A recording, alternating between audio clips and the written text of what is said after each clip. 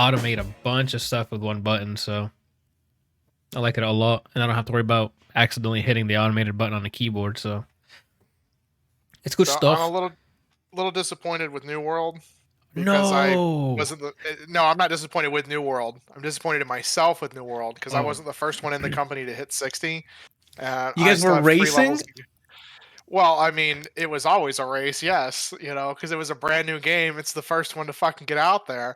So I should be number 2. I'm 57 and he hit 60 last night, and it's because I spent too much time wandering around trying to do shit rather than sticking in one spot and doing town board quests, which apparently I didn't know this. The more you do, the more XP you get for the next one, which is not something that Oh, I knew. And so I was like, well, fuck. If I had known that, I'd have just stood in town and just literally completed that left and right and been 60 days ago. wait. So is the bounty board stuff like randomly generated stuff, and it just keeps giving you more XP the more you do it, or? Apparently. Oh, that's like then that sounds like the way to grind. There are some, so there's like a limit to an extent. So like there has to be an event going on in the town with them uh with whoever owns the town trying to upgrade something. Right? So if there's no upgrade going on, then there's no board quest for that section. But you can get a total of like 12 quests. There's 3 for each section.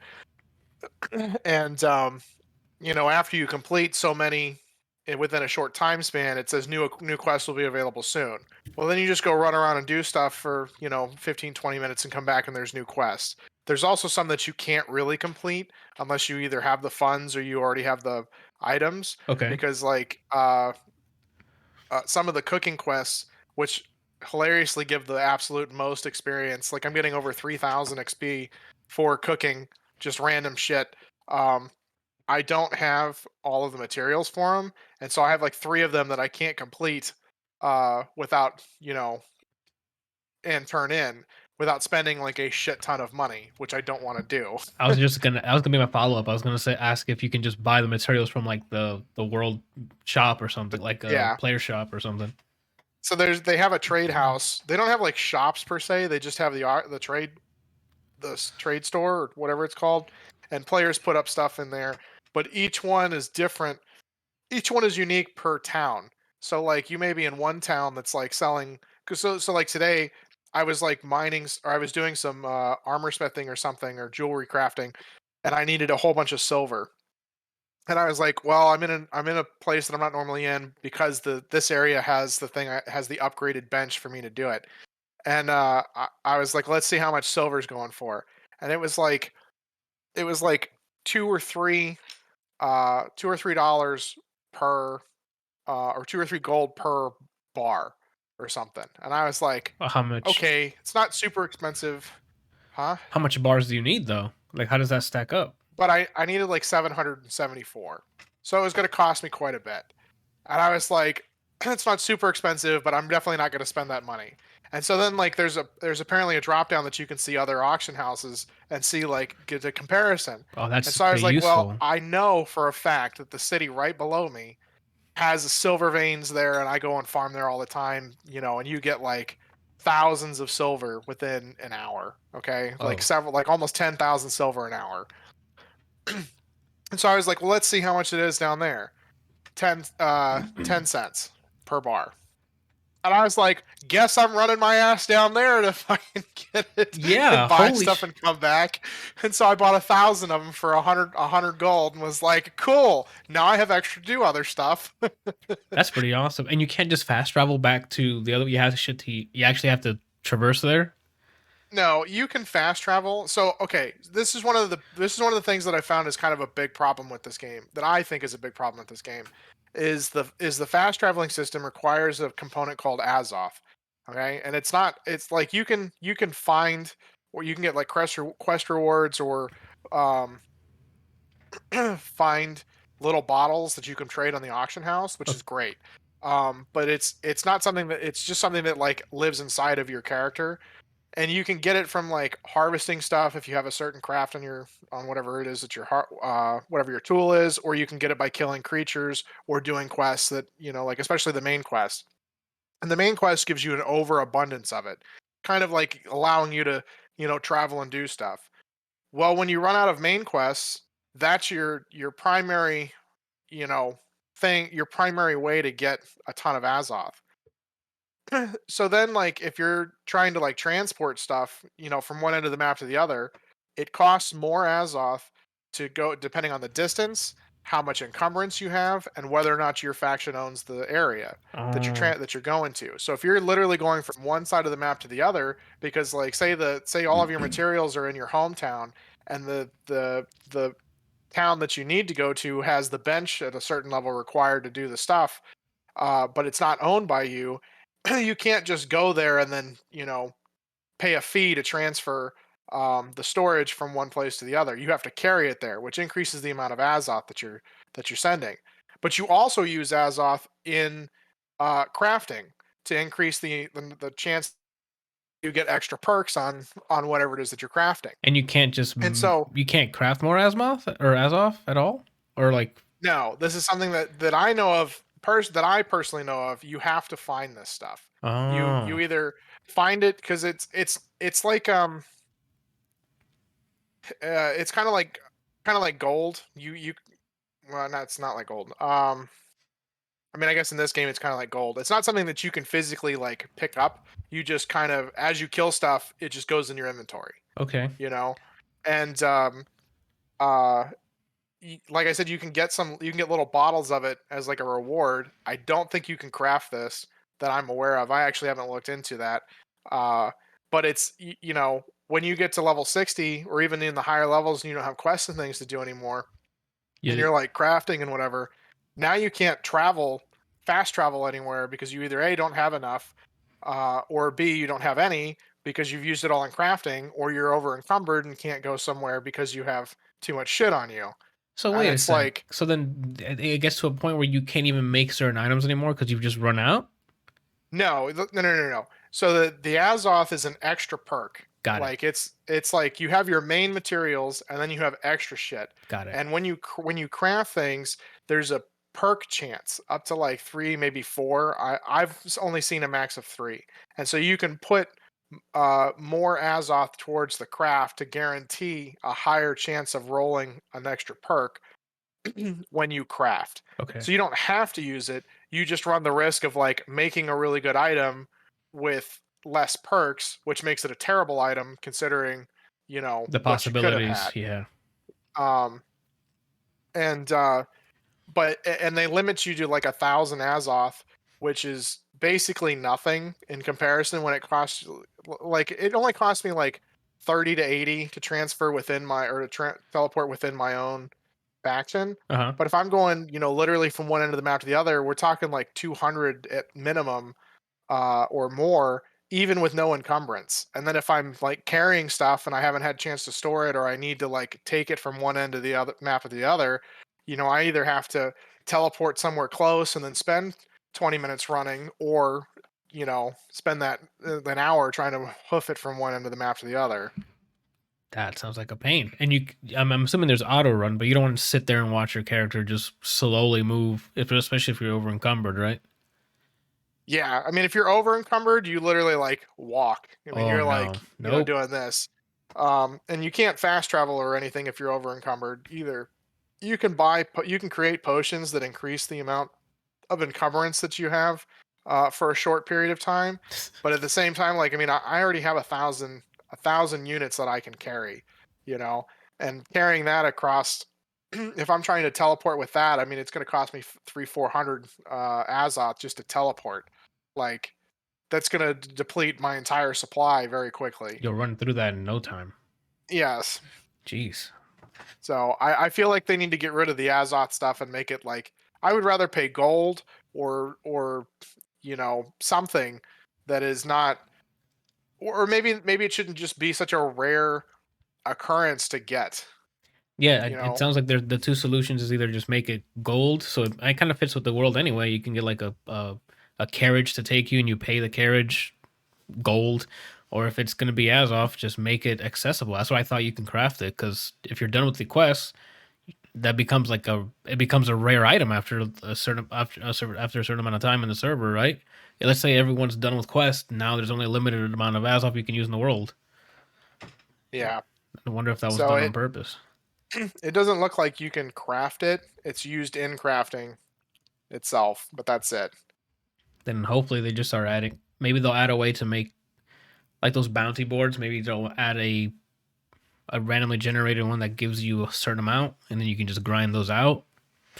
But I don't know if that's the Maybe. solution. I think having, like you said, gold would be a better solution because it You know, makes more I sense. just I think it's too limited in supply for you to like be able to do stuff. Hmm. Because like if you teleport back and forth, like I've been basically out of Azoth for the last 2 or 3 days, and I've having to like literally go out and farm for 30 minutes or more just to get enough to, teleport somewhere. And it's like at that point, like I don't want to have to spend 30 minutes every time I want to teleport to one destination.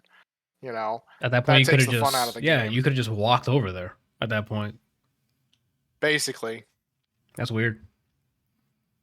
And that is how we kick off the ADLR podcast. I'm Anthony De La Rosa here, your host, and that was Kelsey with his MMO woes, almost max level.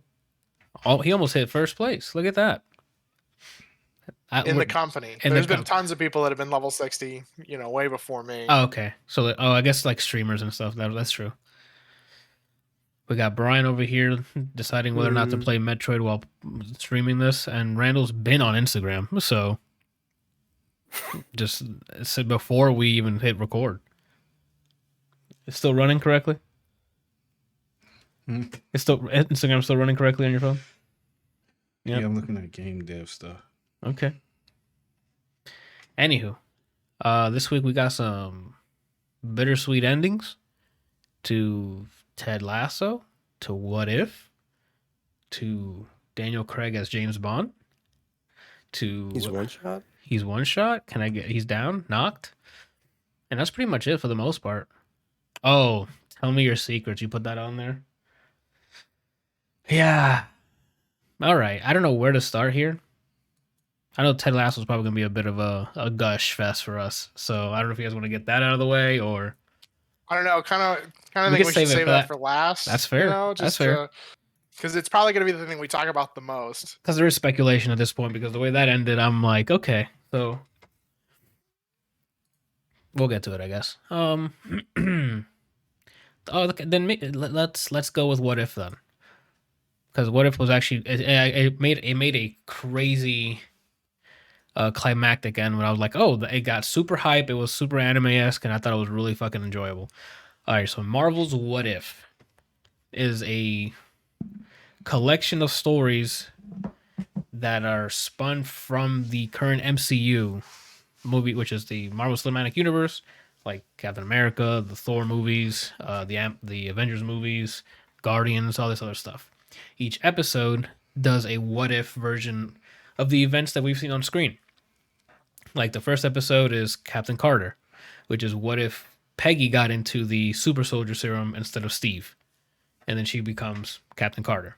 Another episode was what if T'Challa was picked up by Yondu's ship, and he becomes Star-Lord instead of Peter Quill. And a bunch of other stuff that's like, oh, okay, they're kind of playing with what we've already known. And that's pretty much what each episode is until the end. They kind of bring things together in a really cool way. I don't want to spoil it. So for people who, because once it starts happening, you're like, oh, wait, are they doing this? And then they do it, and it's really, it pays off because it's just fun action near the end of it. And I don't know if you guys want to start, Randall, you can start first if you like, because, I mean, it's completely in 3D animated. This is all Randall's yard here, right? His sandbox. So he loves the MCU. The animations here. There's art. This is hit it, right? Yeah, it was good. It was very good looking as well, and the animations were good as well. The fight scenes, oof. Not a lot of those. I don't think there was any episode that I didn't like. Which one was it? There was one. Killmonger one. Yeah, for me it was a Killmonger. I didn't like that one that much. I forgot about that one actually. I was looking for examples of what each episode was, and I forgot. But yeah, there's a good portion of the MCU characters make an appearance, either by cameo or they're the main focus of the episode.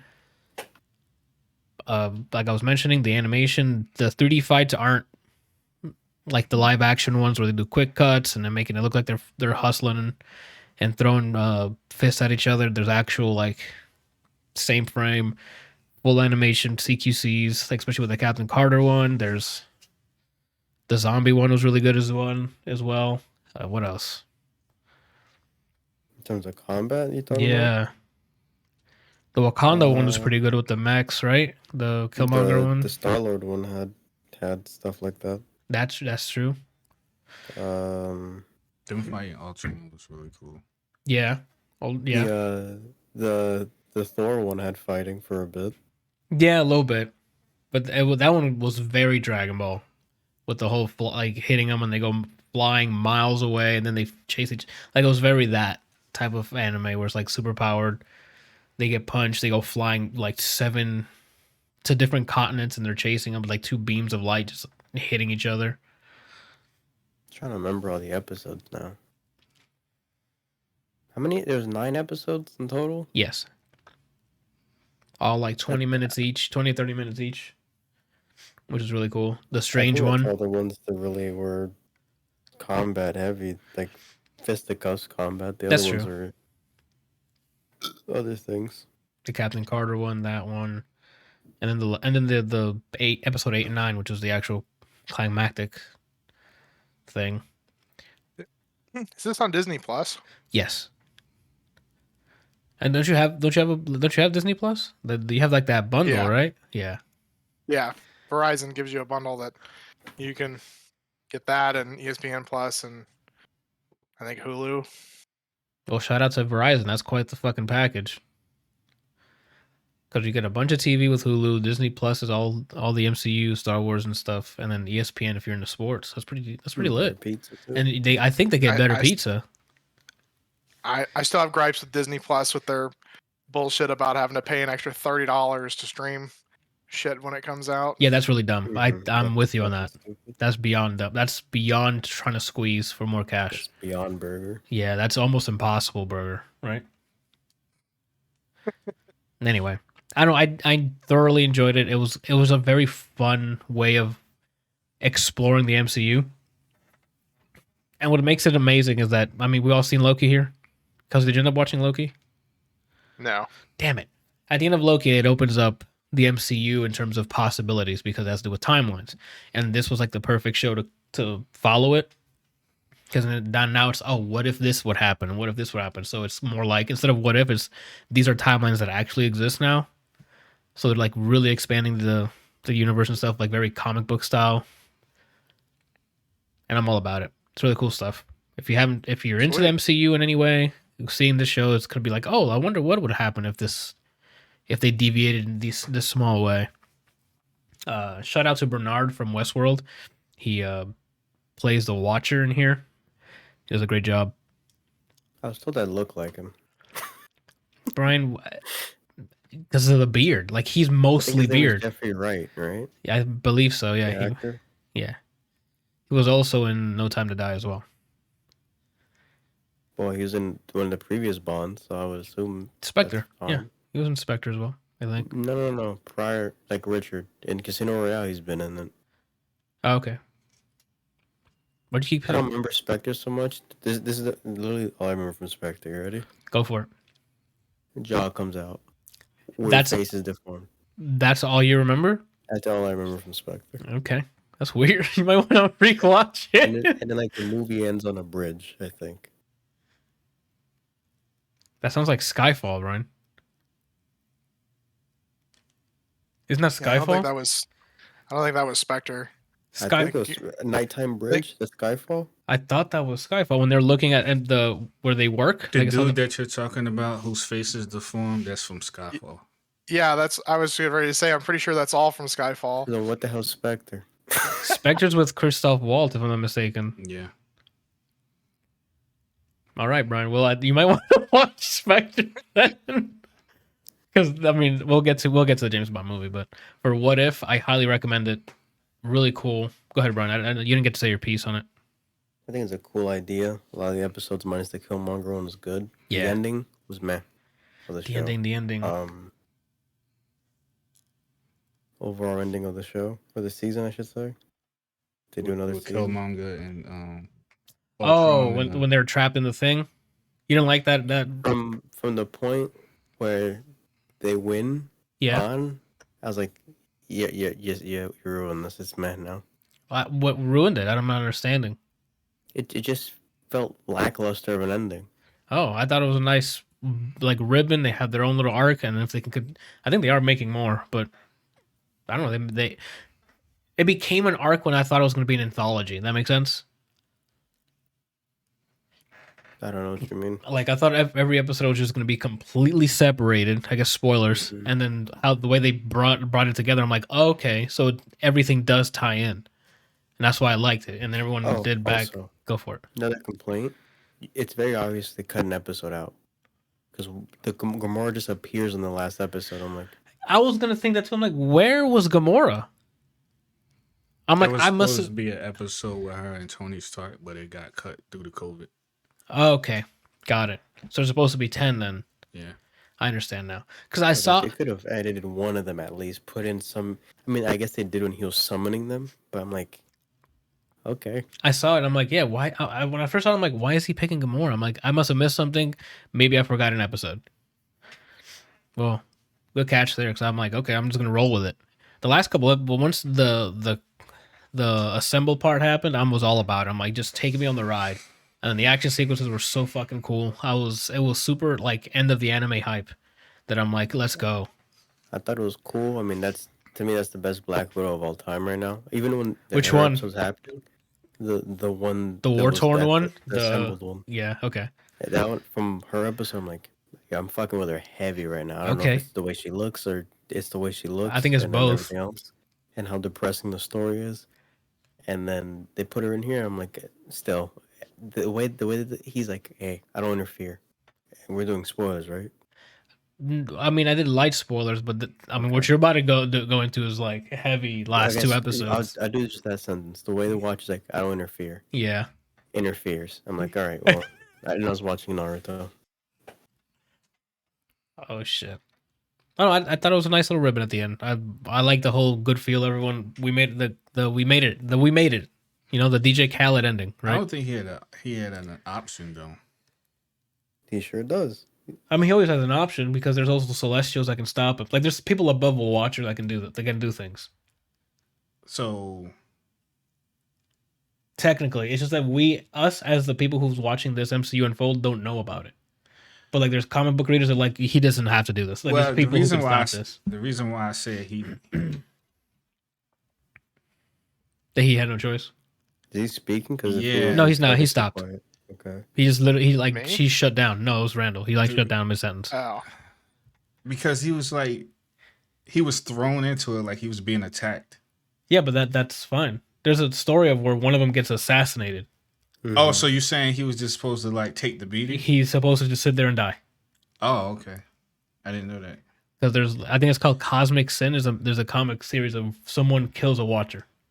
That's the name of the arc. It's just called Who Killed the Watcher, isn't it? I thought it was Cosmic Sin or something like that. I don't remember. There's a story on that in the comics, but again, this makes sense. So yeah, I agree with you. He didn't have another choice because outside of that, us as viewers don't know that there's something above that until probably this Eternals movie that we're gonna watch. I'm not only talking about that episode. I'm talking about how the whole thing wraps up. Oh, and then he's like, gotcha, and then he like does something for Widow. And then Naruto. Yeah, that's true. Well, we'll see. There's more That's what seasons. made it. I was like, yo, that fight crazy. And then the second we know what's gonna happen with a certain character, Yeah, from there on, I was like, all right. wild. I thought they were gonna promote what's his name to be one Watcher. Strange. Boctor. Yeah, I was like, that's crazy because I mean, it was just wild. I enjoyed it a lot. I can't wait What for the else next is there one. for him to do? But watch, right? Yeah. I don't know. It was really cool. I have, before we continue to spoil this, just go and watch it. It's really awesome. Animation's worth it. The voice acting is really cool too. There's some people who sound like the MCU counterparts that aren't the MCU counterparts, and sometimes they just grab lines from the movies themselves just to quickly recap or set the stage, which works. Did Benedict voice Strange? No, Yeah. no, Yeah. it was him. Yeah. Oh, I thought it wasn't. Everybody That didn't came. sound- All the people that were in there were the actual people. Like No, not all of them. Thor was That's not there. true. Thor was. Spider-Man wasn't there. Yeah, Spider. I read. I don't know. Yeah, About Tom Spider-Man, Holland was but not. I read the article that I know Thor for a fact did the voiceover Strange. Scarlett Johansson. Scarlett didn't do hers. In the article that I read, it said he did. She did. That didn't even sound like her. That's not Yeah, not I'm like, Scarlett, that's though. weird. I know Sebastian Stan did because his was on there, and I can tell it was Yeah. him. But there's someone there that's questionable. I don't know. And I mean, Scarlett Johansson's in the middle of a thing with Disney, so I don't know what to believe anymore. Anywho, it's definitely for me, Brian. I think you and Randall said yeah or no. Yeah, I recommend it. It's just I think it fell flat a bit. You think it missed the and landing? There's one episode that I was like, whatever. But Uh-huh. besides that, I recommend it. I enjoyed it. And I think Randall's all about it. So what would you have preferred to have happened? Well, I mean, we're just gonna Not a spoil it. Naruto ending is all I can really say. The thing that's annoying to me is don't set rules for your world. And then you just and then be break like, them. No, we got to end it somehow. I mean, rules do get broken though. I understand, but if it makes sense to break them, Yeah, not just say I don't break them, and he's like, do it. That's essentially the Watcher. you mean Bernard? You mean Jeffrey Wright? That's interesting. It just makes for more stakes, because that way you know that we can lose something here. But if you're constantly breaking, then at that point when you say, "Oh, something's in danger," I'm not gonna believe you, right? Like if you always have a safety net, then at that point, it's like, okay, fake danger. You're saying because he did two things that he wasn't supposed to do. That's why. Yeah, and he's a really powerful person, so at that point, it's like, well, like the danger went away because he started just doing what he needed to do. That makes sense. I'm trying to tippy-toe around what's. See, for me, it was danger because he couldn't beat him. Okay, but if I would feel the same way you guys feel if, like you said, he's so powerful, then he should have been able to beat him by himself. No, it's not. He's supposed to be dead. And no, that part I get. I get the rule of you're not supposed to interfere. You're supposed to just take one on the chin if someone comes after you. But that aside, if he was supposed to be so powerful, then he should have been able to beat him alone, which he couldn't. So that element right there made me feel like the stakes were high because it's like if he can't beat him, then it's really bad. Well, it's not because they're not supposed to be all powerful. They're just there they have a role to do. It's literally to watch. Like, remember when we were watching, I'm like, I didn't even know he can throw down like this because he doesn't throw down like that. Mm-hmm. Nor from what I've seen, before we get all the comic people in the comments and everywhere, I just seen him. They die and they watch, right? Like that's all I've seen. So instead of that wasn't like a nice surprise. Not a nice surprise because of the fact that that's what they're known for doing. So this is the one time, huh? I'm with him. It looked cool, but then that's where to me when I say it goes anime, it's both good and bad. One, it's entertaining. Two, it doesn't care about anything. It's just there for hype, right? It's there for like when Dragon Ball. When they constantly break levels of power, you're like, okay, so he's gonna beat him. Like there's that episode go ahead. Made me feel like a non-one-sided version of Omni-Man versus you know who. His son. We'll just throw out spoilers that easily, Anthony. If I say you know who, we know who. You don't have to say it. Let me make this completely clear. Weeks ago, we said to watch Invincible. You haven't. Your problem, right? This is the most pristine podcast on the planet. So we tell you to watch something. When you're done with that episode, you go watch it. You got it? I mean, that's what I did with Anchorman and Nice Guys. See? You see? It's also years old though. It took you years to watch this. So as entertaining, like as entertaining as it was, that's the That sacrifice. is so interesting how many different perceptions there are. Like to me, yeah, I know about the whole like they're just supposed to watch and not intervene. So like to see him throw down was a huge shock. And then it was even much more of a shock to me because it was just like, okay, this is the one time he decided to go against what he was supposed to do. And when he does do it, it still isn't enough. I mean, and that was very anime. It's like, oh no, our safety net's broken. I'll be back, and he just leaves. In reality, he should have been done. Yeah, because Like- you're sticking to the rule. And that's what makes it entertaining. But when you're just doing whatever, then I'm just there along for the ride. That's not believable though. It's What's- not. I mean, it's What's not believable? It's not 100% believable because history has shown in dire situations where people, when their backs are up against the wall, they're not going to always just be like, "Oh, the rule is I'm supposed to just get my jump pushed in and let it be all right." Like, But that's not what I'm telling you, Randall. The episode beforehand, he was literally one-shotting civilizations. So when he somehow makes it out, safety net. That's to me is a safety net. what do you mean? It sounds like when you fight a boss in a game and the boss like tears your asshole open, and then you get the boss and you go up against something and it's like, That's basically. Oh, what you happened. mean he got nerfed? Yeah. So we who saw you him saying? destroy. Who are you saying got nerfed? The big baddie at the end, just for that fight. That's a safety net. There should have been that last Oh, episode. so should you're have saying happened. he should have murked everybody? That's this season should have ended with literally nothing, with everyone dead, and like introducing And just him just either or introducing a new level, The which is like the Celestial or something Celestials like or that. something. Yeah, like that, or like The Okay. one above all. yeah, okay. All right, I get what you're saying now. All right. like once it became a fight, I'm like, okay, well we're just civilization. We saw it. He literally just Yeah. boom. So dead. that I'm that like, part He that better part you- doesn't make sense to me either because it's like as soon as the Watcher lost, Yeah. you're right. I agree with you 100%. It should have been over with at that point, Mhm. unless a higher being interfered. yeah. But I don't think like what did he call them? The Sluts. what was the name of the team? Oh, I don't want to say that. Yeah, we can't. That's a spoiler.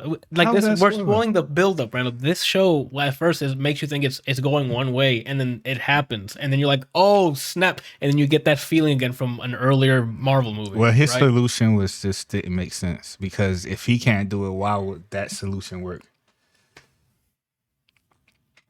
Well, for one of the players, I can see why it worked because fuck, he's strong. Like, Oh, yeah. When the baddie has a eureka moment, that's how you know this guy might be. yeah, when he's like, oh shit, this fucker's I strong. could see him and the Watcher tag teaming, beating Ultron, But they wanted to bring, but the rest of the no. we gotta move on. Hey, no spoilers. Name's the baddie. Who? What? You got people go and watch it. It's great. It turns into Everyone knows he. Like I think Brian. Everyone? Yeah. Kelsey, did you know? Did you know who the baddie is? You said yeah. I said Kelsey Randall. Is that your name now? What? So I mean, what- it's what- not I'm just- Thanos. I'm just I saying said that people. Kelsey. I'm just saying that people who watch trailers know that Ultron was the okay, but antagonist. you're assuming people watch trailers. Kelsey did not know. And I when didn't. I said that, you said yeah, as if I asked you, Randall. I said, Kelsey, did you know? You went yeah. I didn't hear you say Kelsey. Is Ultron the bad guy? No, Because I haven't seen trailers. you should watch it. It's great. It's short. I've stopped watching trailers because they're like, it baffles me how much information they give away in trailers. Like, it's one thing if you're watching something that's new, that's like never been done before, sure, that like you don't know what to expect, but then you watch stuff like, Fast 23. any sort of Marvel anything, and it's like, in a world where things are, possible, and then you're like, okay, where's this going? And then it just shows you somebody, and you're like, well, that just, we know exactly who that is. That ruined that. Han from Fast. They ruined that because that would have been a great surprise of him walking in. And the latest surprises. and the Can you late. imagine Civil War if they didn't show Spidey? Oh yeah, people would have nutted. Like they'd have to come in with like hazmat suits to clean everything. There's a lot of stuff like that. And then they started editing the trailers, which I'm like, now you're gonna do that with like the Hulk thing that remember you showed me when the Hulk was normal, and then actually in Endgame he was on the suit. I'm like, okay, well, I guess that's a good edit, but I don't think that's a good idea because it's like, that's kind of false advertising. yeah, it is because you showing stuff in the trailer that isn't in the movie. Yeah, come watch this edited movie. Yeah, like, what are you doing? You go in there, you're watching Sonic. What the fuck happened to Marvel? Yeah. All right. Cool. Makes me think of the time that Adam had those two people that were like, they're there to see like Eclipse or something, like some like scary movie, like some realistic movie, and he's like, oh yeah, it's the last door on the left, and then like he uses his whole hand because he told me, he's like, you don't point because then people get confused. You use your whole fucking hand to be like, yeah, it's there, whatever. And they're like, oh, okay, thanks, man. And he watched them. Two people here. There's a guy and I'm assuming his girlfriend or wife, whatever. Go down to the second to last door on the left and go in to like Alvin and the Chipmunks. Something that's clearly not what, they're supposed to be in there saying. And then 30 minutes later, they come out and they're like, hey, man, I think you said it's the wrong theater. It's like, oh, I'm really sorry about that, sir. So where are you trying to see? He's like, we're here to see whatever. And he's like, oh, okay. So you're all the way down, last door on the left, and then he watches them again. Two people go all the way down and take the last door on the right to like some cartoon, just animated movie that you would know instantly this is not what you're here to see. So another like 30-45 minutes go by. He's already missed the movie at this point. Yeah, he comes back out and is like, hey man, I think you said it's the wrong movie theater again. Do you even work here? And he's like, yes, I could see how you could be confused with me wearing a Regal polo and sweeping up trash and shit. No, I just come here on my free weekends to do this shit job. Oh, people are wild.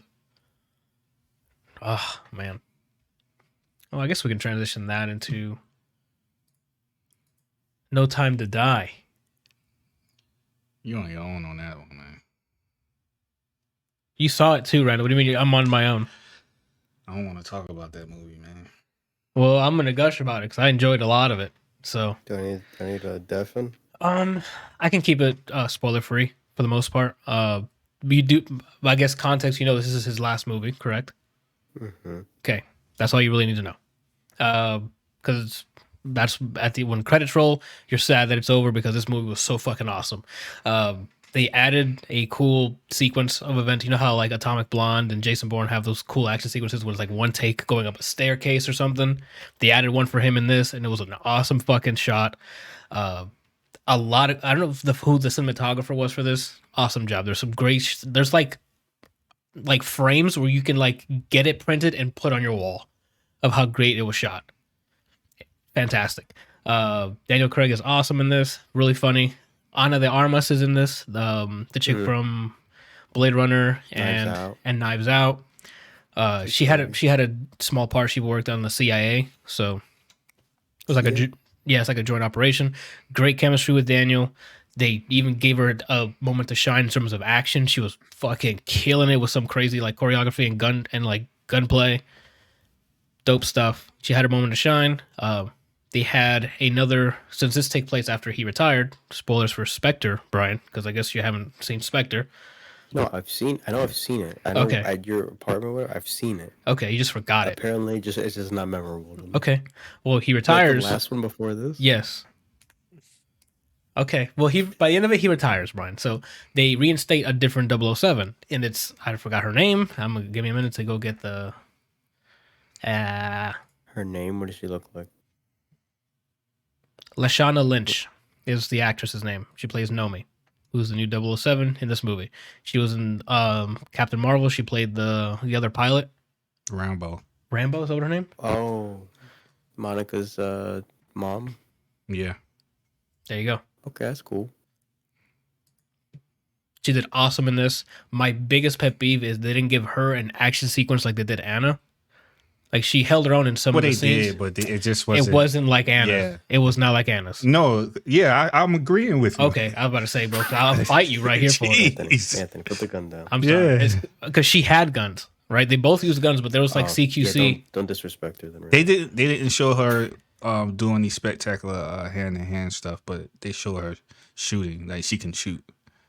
And that was like and that to me was like the most they showed. I'm like, damn it, like Daniel can fight. Like all the 007s we've seen can do CQC for some, like to some extent. So I wanted to see her do the same thing. That's my biggest pet peeve for her. But again, chemistry with Daniel, excellent.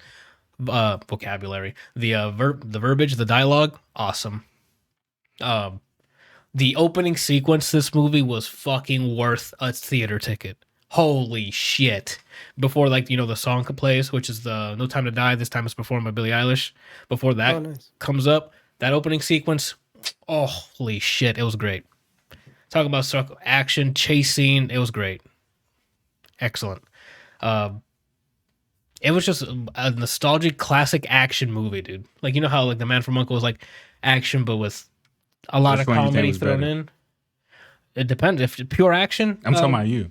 yeah, pure action. Well, I'm telling you how I. Oh, okay. If it's pure action, it's going to be No Time to Die because that's what it is. Man from I U.N.C.L.E. mean, when I say which one you think was better, I mean overall movie between those two.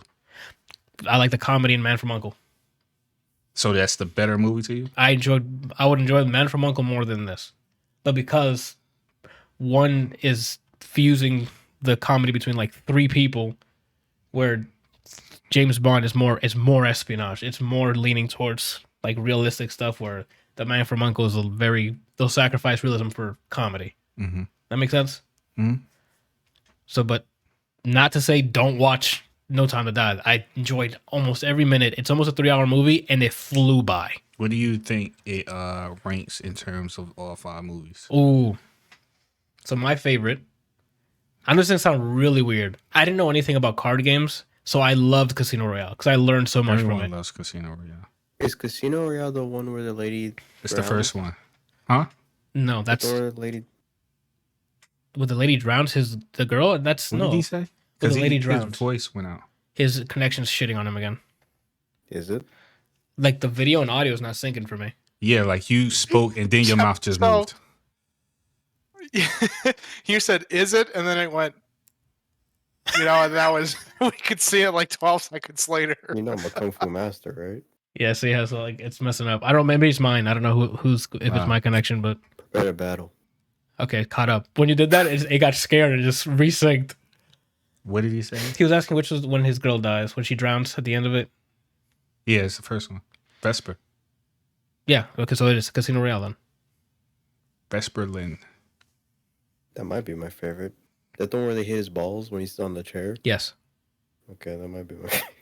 You why is that your go to? Because he was naked. I Completely. have to remember. Yeah, I have to remember specific scenes. I don't even remember specific scenes. Like the ones that are like what the fuck or Uh-huh. funny or really awesome. The movie becomes that for me. Oh, you might want to rewatch the series. In this because case, that scene was what got him going. yeah. Yeah. He's like, I want someone to hit me in the balls what like reminds that. me about that one was because he's tied to the chair and then he's mocking the guy hitting his Yeah. balls. He's like, yeah, I have an itch on one side. Yeah, And can you he's get the other laughing. one? I'm like, I didn't expect this from Daniel Craig.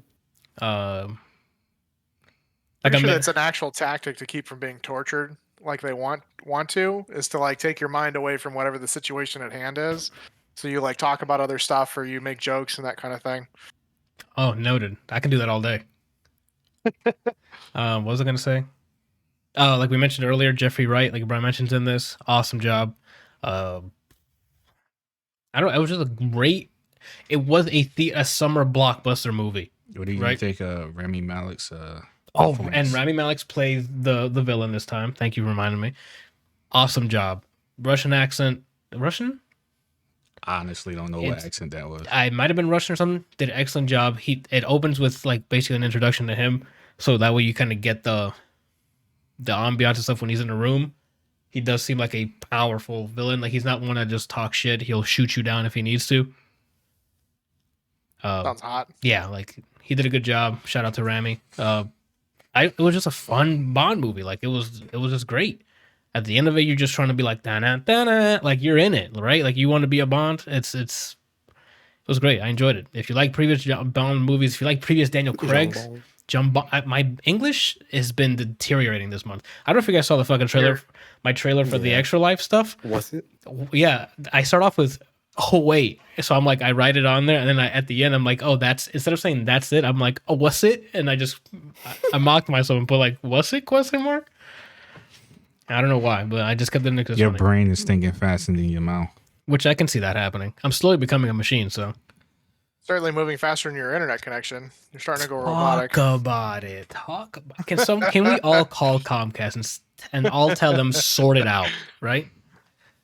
Anyway, yeah, it was just a good time, man. Anyone that's in this show, like they had their moment to shine.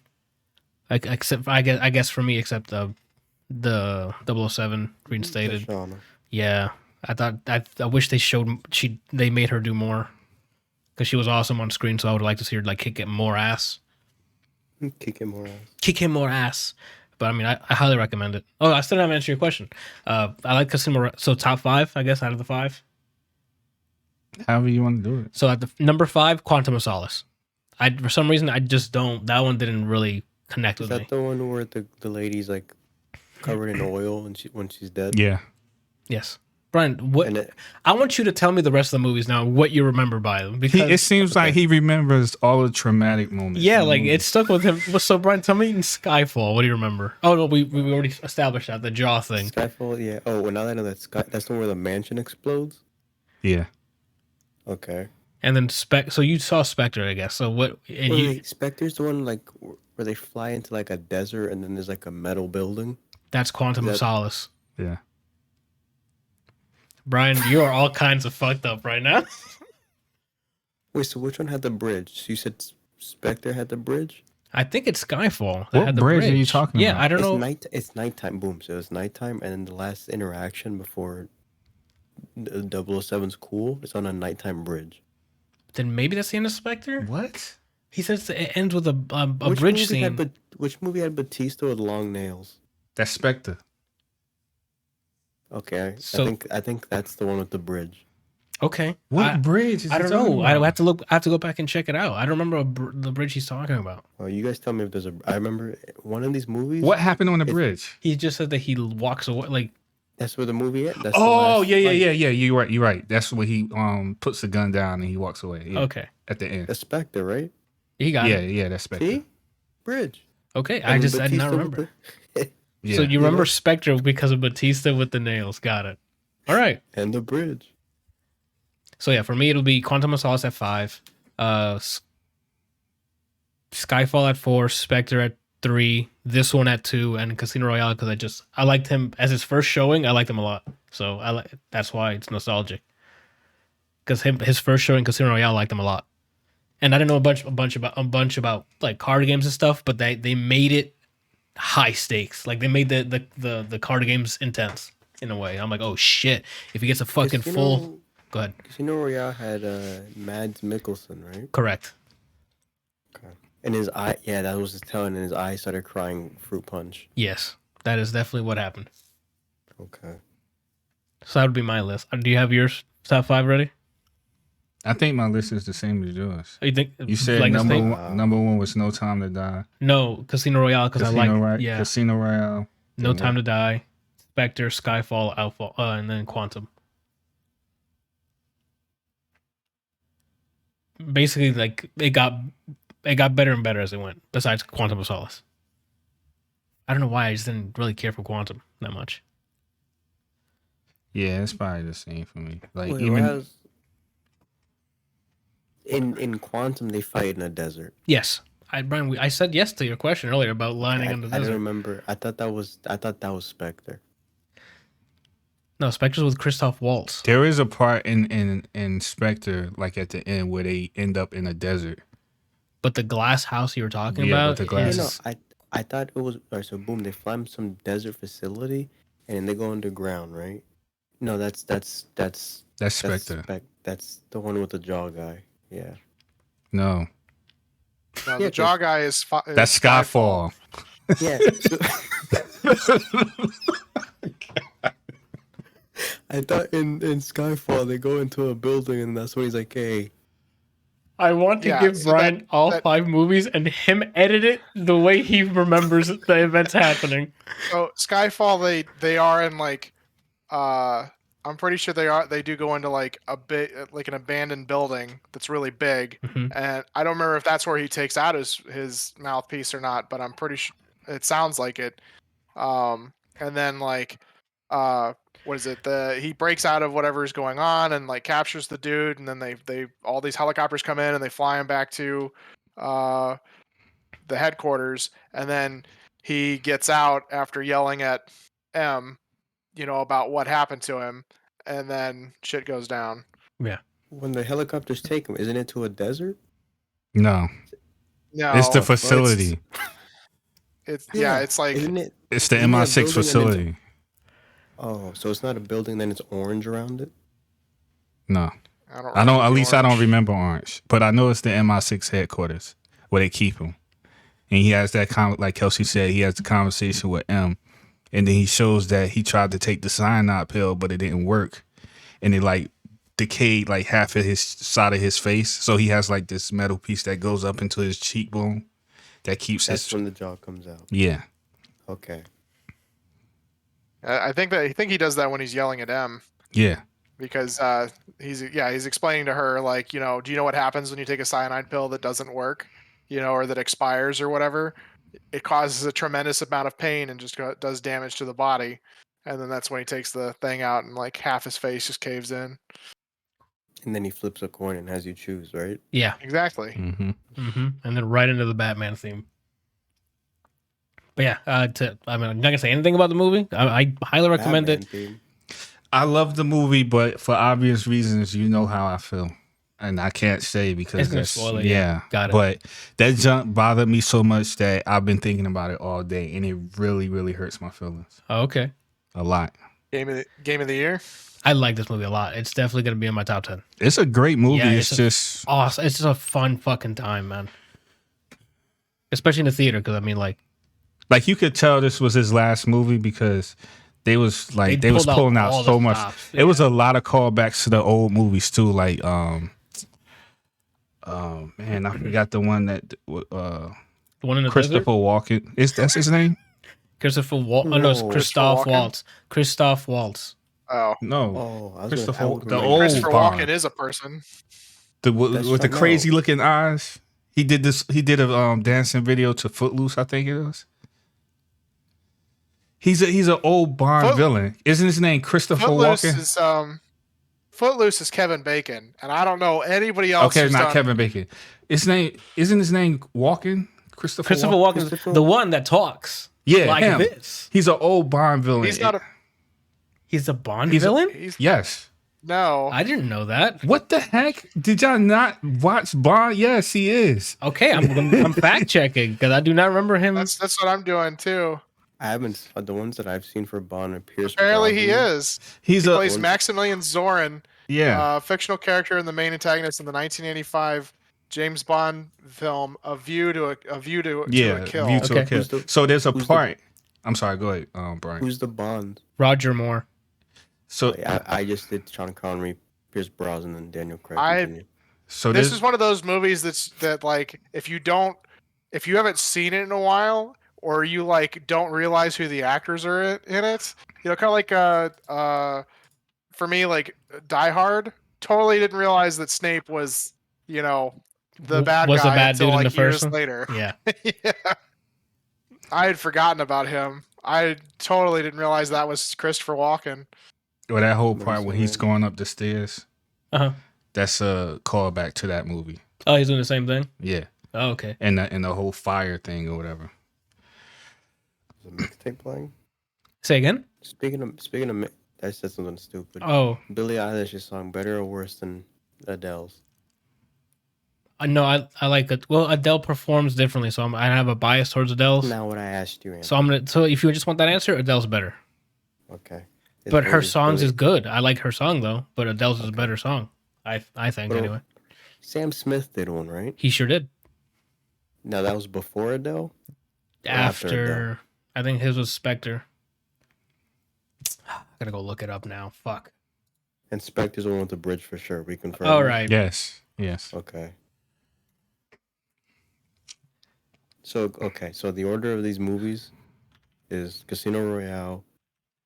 I don't remember the villain of the second. That's the oil one. The second one's Yeah. the oil one. I remember the villain though. And then Jaw Guy, and then the bridge, and then this movie. Jaw Guy, then the bridge, and then this one. Right? Is that the Yeah, that's the right order. Okay. Yeah, Spectre. So it was after Adele Brun.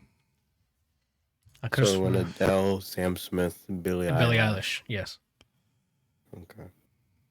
And the song was good. I liked it. But it doesn't. I think Skyfall is a better track. Okay. But it's just me. You can listen to her. I don't know if you're gonna watch the movie, Brian, but you can just listen. It's on Spotify. I want to watch the movie. I just didn't want to like it be done and it's late and then I'm gonna feel lazy and then I swerve an oncoming. Okay. Yeah, we got out of there Man, like at 10. Like at 10, right? I don't I think so. This jump bothers me so bad that I wish, like, Don't spoil it, dude. Let's just let it. no, I wasn't gonna say nothing about Okay. the movie. I wish that, no, what I'm saying about feeling bad, I'm talking about like Daniel Craig not being Bond anymore. Oh, right. That I literally wish I could give him something to make him young again. So you can keep going. Yeah. I mean, we can give. Damn it! If I remember the character's name, DC, the Lazarus Pit. Ra's al Ghul. If we just got to meet, they need to meet Raja Ghul, and that's it. Yeah, but when you come out of the Lazarus Pit, you're not the same. Oh, you're different. You're like Yeah. possessed. Oh, Not possessed, but you lose something when Oh. you You're die. insane. Oh, okay. Never mind then. I mean, if you watch, It affects everybody differently, but the general thing is that you go insane. If you read all of Injustice, Anthony, I only finished year 2. I gotta get the year 3 why are you one. doing this podcast? Brian, did you watch Inside? Come back. Oh, I just remember that.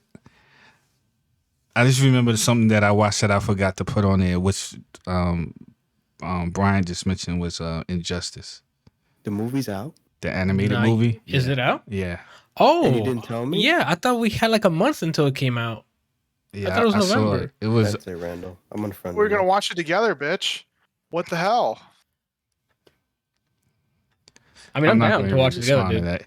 No, I'm down to Um, watch it because the first year of Injustice was fantastic. Is it the first year, or is it like? Yeah, it's from the beginning. Yeah, okay, then I gotta watch it because But- the first year was but- awesome. So obviously we know the Go on story, in the right? chat. I know the first 2 years. Well, so we all know the beginning. Yes, I don't know, Kelsey. Do you know the beginning of Injustice? Sorry.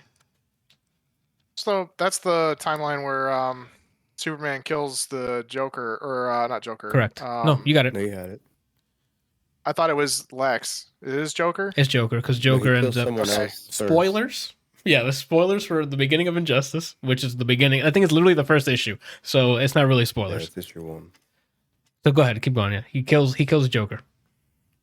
And then they all just turn bad and they start like ruling the earth. It's one of those things where he thinks that he needs to now be he needs to be justice. So Supreme ruler, because Correct.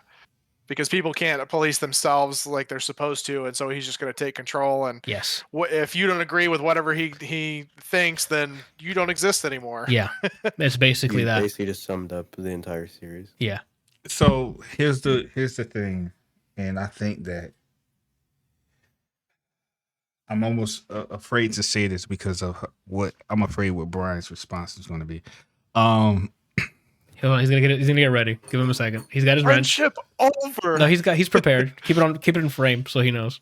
Okay, so how did this refresh my mind? How did, in the story that you know, how did they deal with Superman taking over? because mean, I where they're remember like it getting to the point where like the gods got involved, right? a lot of people definitely get involved. Let me tell Like you, Zeus and all of them came down, and both new and old gods get. Yeah. Not immediately. It's not like he punched Joker and then Zeus like, whoa. It wasn't like that. yeah. I remember. I'm just trying to make sure because I remember the story like from at It least starts to escalate. yeah, like Asgard. They- I mean, not Asgardians. Amazonians get involved in all of that stuff, and Zeus. Yeah, and they show up much later in it, but yeah. Okay, so not everybody's Team Superman, to say the least. exactly. So I think I think they changed the story, bro. Oh no. Like Barbara Gordon changing it in the beginning of Killing Joke, or is it like believable changing the joke? Like, I mean, changing the like joke. they should have just stuck to the script. Oh man, that's bad. Oh man. They changed they changed it in such a bad way that I'm almost compelled to tell Brian because I don't think he's gonna want to watch it because of this one thing. I no, I still want to watch it. 'Cause how many years? Well, it depends. Because if you're talking about stuff that happens past the year I'm in, then No, this is shown all in this one movie, like in the very beginning. I know. But I don't know how much time is because a lot happens in the first year and a lot happens in the second year. Is this This is is- an actual movie or is this something else? Is this It's like animated part of a movie. game? Animated. What is the name of it? Injustice. Well, there's a game called Injustice. That's the DC fighting game, but they made an actual comic book storyline to go along with it, and they've been expanding that for who knows how long now. And now they made an animated movie off of, I don't know if it's based off the game or the comic book, but I'm pretty sure they're the same. I thought the comic book came first.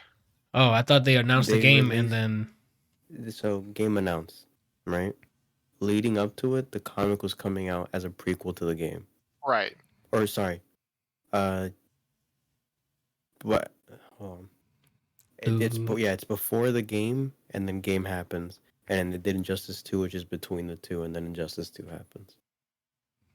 If they would have just stuck to the comic, like how like everybody got involved, like how Superman, like even with the whole him get in the ring Mhm. and all that stuff, if they had just kept to that, then it could have been awesome. But they went completely. They didn't even go left. They just like completely turned around, went underground. Joker just came back to life and he became Superman. He might as well. Okay. Did they do the whole alternate universe versions of people? Yes. Okay. I don't know. I'll watch it. I'll watch it just to see what. Cause Well, maybe I like that story. Maybe that's the part. Maybe that part. So then maybe they did do it right. I don't know. I think that I feel like there was something missing. I feel like they changed something. What if you're changed and you're a variant?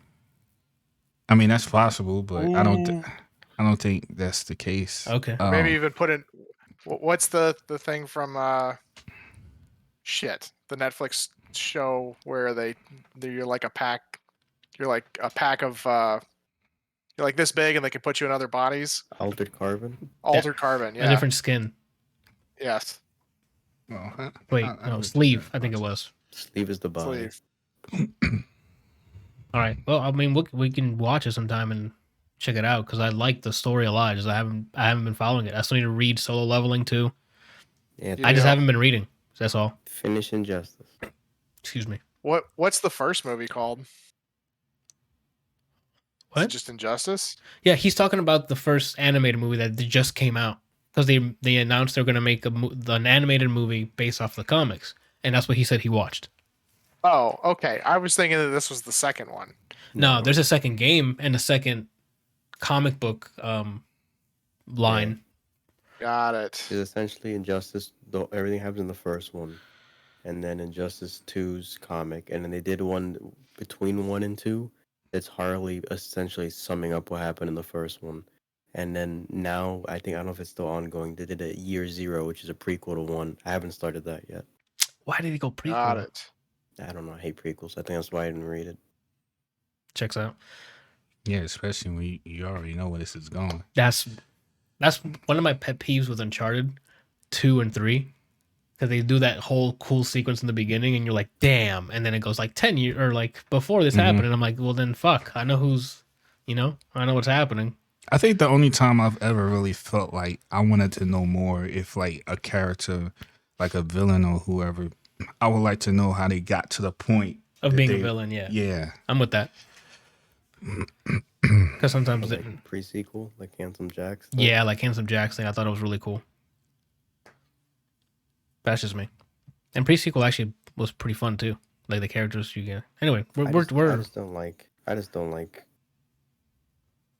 I don't like prequels because if it's like, let me see, how do I explain it?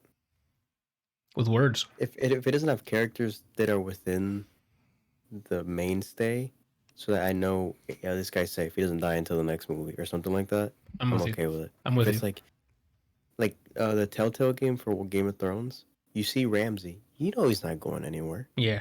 You're not But going to kill when him. he's on screen, someone else is going somewhere. Talk about it. So Those are that's it, yeah. facts. Oh, like I already lost the thought. I would say a prequel, like something else, but I've already forgotten what it was in my example, so don't worry about it. Oh, Rogue One.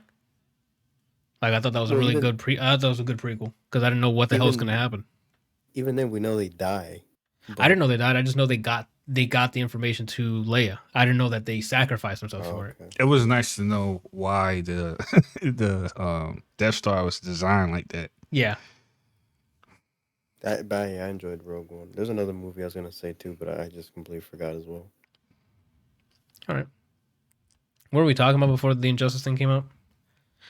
Bond. I highly recommend it. If you can go check it out in theaters, I recommend it. We saw it in IMAX, so huge screen, very loud. So Brian, I don't recommend you watch in IMAX. I know you're like, if it's too fucking loud, and you're not gonna. That's why I don't like IMAX. They just blast bullshit in your ear. It was a awesome time watching it there. So dope as shit. It's just a fun fucking action summer blockbuster. It was awesome. I like IMAX until they do it wrong. Like Interstellar was great in IMAX until you heard the fucking rockets take off, and you could hear that shit like 6 miles down the road. Okay. Like I just don't understand.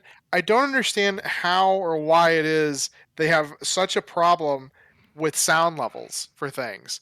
Like you can't fucking hear the people talking. The music's way too loud. Like it's supposed to be something that helps build the scene. You should be able to hear them and then have something in the background, not, nothing but fucking trumpets and then you can't hear the person speaking. Like that's not. What the fuck is wrong with you people? In most mediums, art is a second thought. I mean, music's a second thought. Okay, I'm like, Or audio. what? I'm gonna say audio, but I said art. So Okay, that makes sense. The bridge scene. Yeah, he fucked me up. The trophy's going to your house. A movie that I wanted to see in IMAX, but I didn't, is Mad Max, because the whole movie was mixed by an EDM DJ. Really? So a lot of I believe EDM DJ or just a DJ, and so you'll note the way he pans stuff and automates it is wild. Anytime a car is coming from behind or in front of you, he pans and he automates panning of the sub bass to follow the car. So if it's going from the front screen to the back, you'll feel the bass roll up like to you and things like that. And it's like, yo, what's going on, Jack? I say Sounds like they did it right. I say it every time I can. Hey, what are we watching? I always say what? Let's watch Mad Max Fury Road again. That movie is excellent. The mixing in that movie is superb. If you guys haven't seen Fury Road, it is just another fantastic fucking movie, dude. That if you want to test out your sound system, like if you're like, fuck it, I want to watch a movie, Kels, I recommend playing Mad Max and just feel the movie. Even if you like this movie sucks, just try to pay attention to the audio. Even if You've never seen that movie? He's seen it. Oh, okay. I haven't seen the new one. No. Oh, With Tom Hardy? Yeah. okay. Should give it a So shot. let's have 2 reasons then. Should give it a shot. It's definitely an awesome time. Another movie that's good in theaters, Quiet Place. Yep. Anywho, we gotta You're move talking on. about Fury Road, right? Correct. Yeah, with Charlize. You don't have to watch the Chrome edition. That came out afterwards, and it was like an artistic thing where they made everything like black and chromish as a stylized version. Just watch the regular theatrical cut. It was called like Chrome Edition or something because the director wanted to give that a shot. So the whole thing's like in black and white, Oh, but with like a wow. higher contrasted white. It looks cool, but I'm like I Was kind there of one of like the older movies like that? Logan was also released in black and white too afterwards. No. I thought an older Mad Max movie was in. All Black the and Mel white. Gibson ones, I think, were in color. I thought they were in color too. Yeah, Oh, okay, then never mind. I mean, I don't know. I just thought, I'm like, did I Give them put when you said that? I'm like, did I put color while I was watching it? And I had a lookup table in my head. I don't know. Anyway, all right, we can move on then. You don't have nothing you want to say besides you recommend it? Do you even recommend it? Because after the ending, I think everyone should see the movie. okay, How you feel afterwards is, we can have that conversation because I didn't mean that is a conversation to have. I mean, for me, it's nothing to say. Oh, okay, It sounds like there's something to say. there is. Yeah, because at the end of it, we talked about it, and I have a take on it, and he has his take on it. We kind of diverged. I thought we were come out saying the same thing. We did not. You should know better than that, man. Okay. But anyway, definitely go watch it. You go watch it. How dare you make me? Oh, I was gonna say something I can't say on here. You say come. something close. What? Something close. Anyway, so that's that. That's that. Oh, I mean, me and Randall can talk a little bit more now. Tell Me Your Secrets, season 1, an Amazon Prime show. Where do we begin? All right, this is one of those shows that Is that Skylar? What? No, Skylar from Breaking Bad? No. Why does she look familiar? That lady in the poster on the right looks familiar.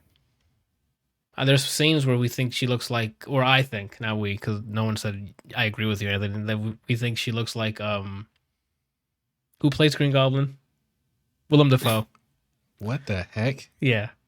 Ow. Don't you Is her remember name- there was like shots of when she's like her hair's frizzy and stuff. She's got like she looks messed At no up. time did I ever thought she looked like a man. Whatever, dude. Is The her name mom, Mary? Mary. You don't think Mary looked like her at all? Let me see. There's some shots where Brian, I swear to you, I'm like Willem Dafoe's sister. Like that, I swear to God. Oh, I mean, okay. If you say it like that, yes. Like a relative. But I thought you were saying like she looked like him, like Well, I mean- like him. Not like she looks like she could be his sister. Oh, okay. That's what I saw. There was some shots where I'm like, damn, that looks like Willem Dafoe. Oh, no offense. I know she's watching, so 27 billion listeners, right? Like she's bound to watch. That's a lot. Yeah, I mean we're pretty good at this. We've been doing it for From the light, 160 weeks now, more or less. This is on an off episode. Yeah. Anywho, so there's a main character called Karen Miller. She's in jail because she was accused of helping her boyfriend kill 9 women. So then, Only 9? Pathetic. I mean, What there's he other. did, the way he did it, that was enough. Yeah. Hmm. So he would tattoo like a question mark on them and then like break their ankles and hand, like wrists, so they couldn't go anywhere, and then beat their head in with a hammer. And one session? Sure. What I the mean- fuck's the point of the question mark then? I guess that's why they're like, why'd you put a question mark? Apparently, That's it was like a way of marking his next victim. Like he'd get Wait. the So boom. So he was a So what- tattoo artist, yes. and he was. Okay. So it's a different session. He doesn't tattoo it and then right there break them, right? No, I don't No, believe we ever okay. seen something like that. But he would get That's like, what I thought. got it. That's why They it's never. like one They never session. touched on how he actually. Went about it. It's Yeah. just that's the common things. Their tattoo either it was a question mark or he secretly hid a question mark in the tattoo. Like if it's a skull within the textures like of a thing, he'll put like a question mark in it. The Riddler. Something like that, yeah. Anywho, she gets charged with like aiding Aiding and abetting his stuff, and she's like, I didn't help, whatever. She goes into witness protection program, which takes her to Louisiana. So way out there, you hear? Anyway, the mom, You heard? yeah, the mom, Mary, her daughter goes missing, and she has a photo of the daughter and Karen's boyfriend, which is Kit, I think his name was, together. So she's thinking like, oh no, you still have my daughter, or you killed her, whatever the case is. So then she's trying to find Karen, who's in witness protection program, but then she hires a man who used to do similar things, like he was in jail for kidnapping, raping, whatever the case is, and sent him to go find. I think he said he raped 14 women, but only got Caught for 2. Caught for 2. But I mean, that's a kind of like a little spoiler for the end of it. But Who hired? Mary, Who hired the this one on, if you look at the poster, the one mother. on the right, yeah, the mother. Willem. Yes, Willem Dafoe hired someone to go look for the Karen.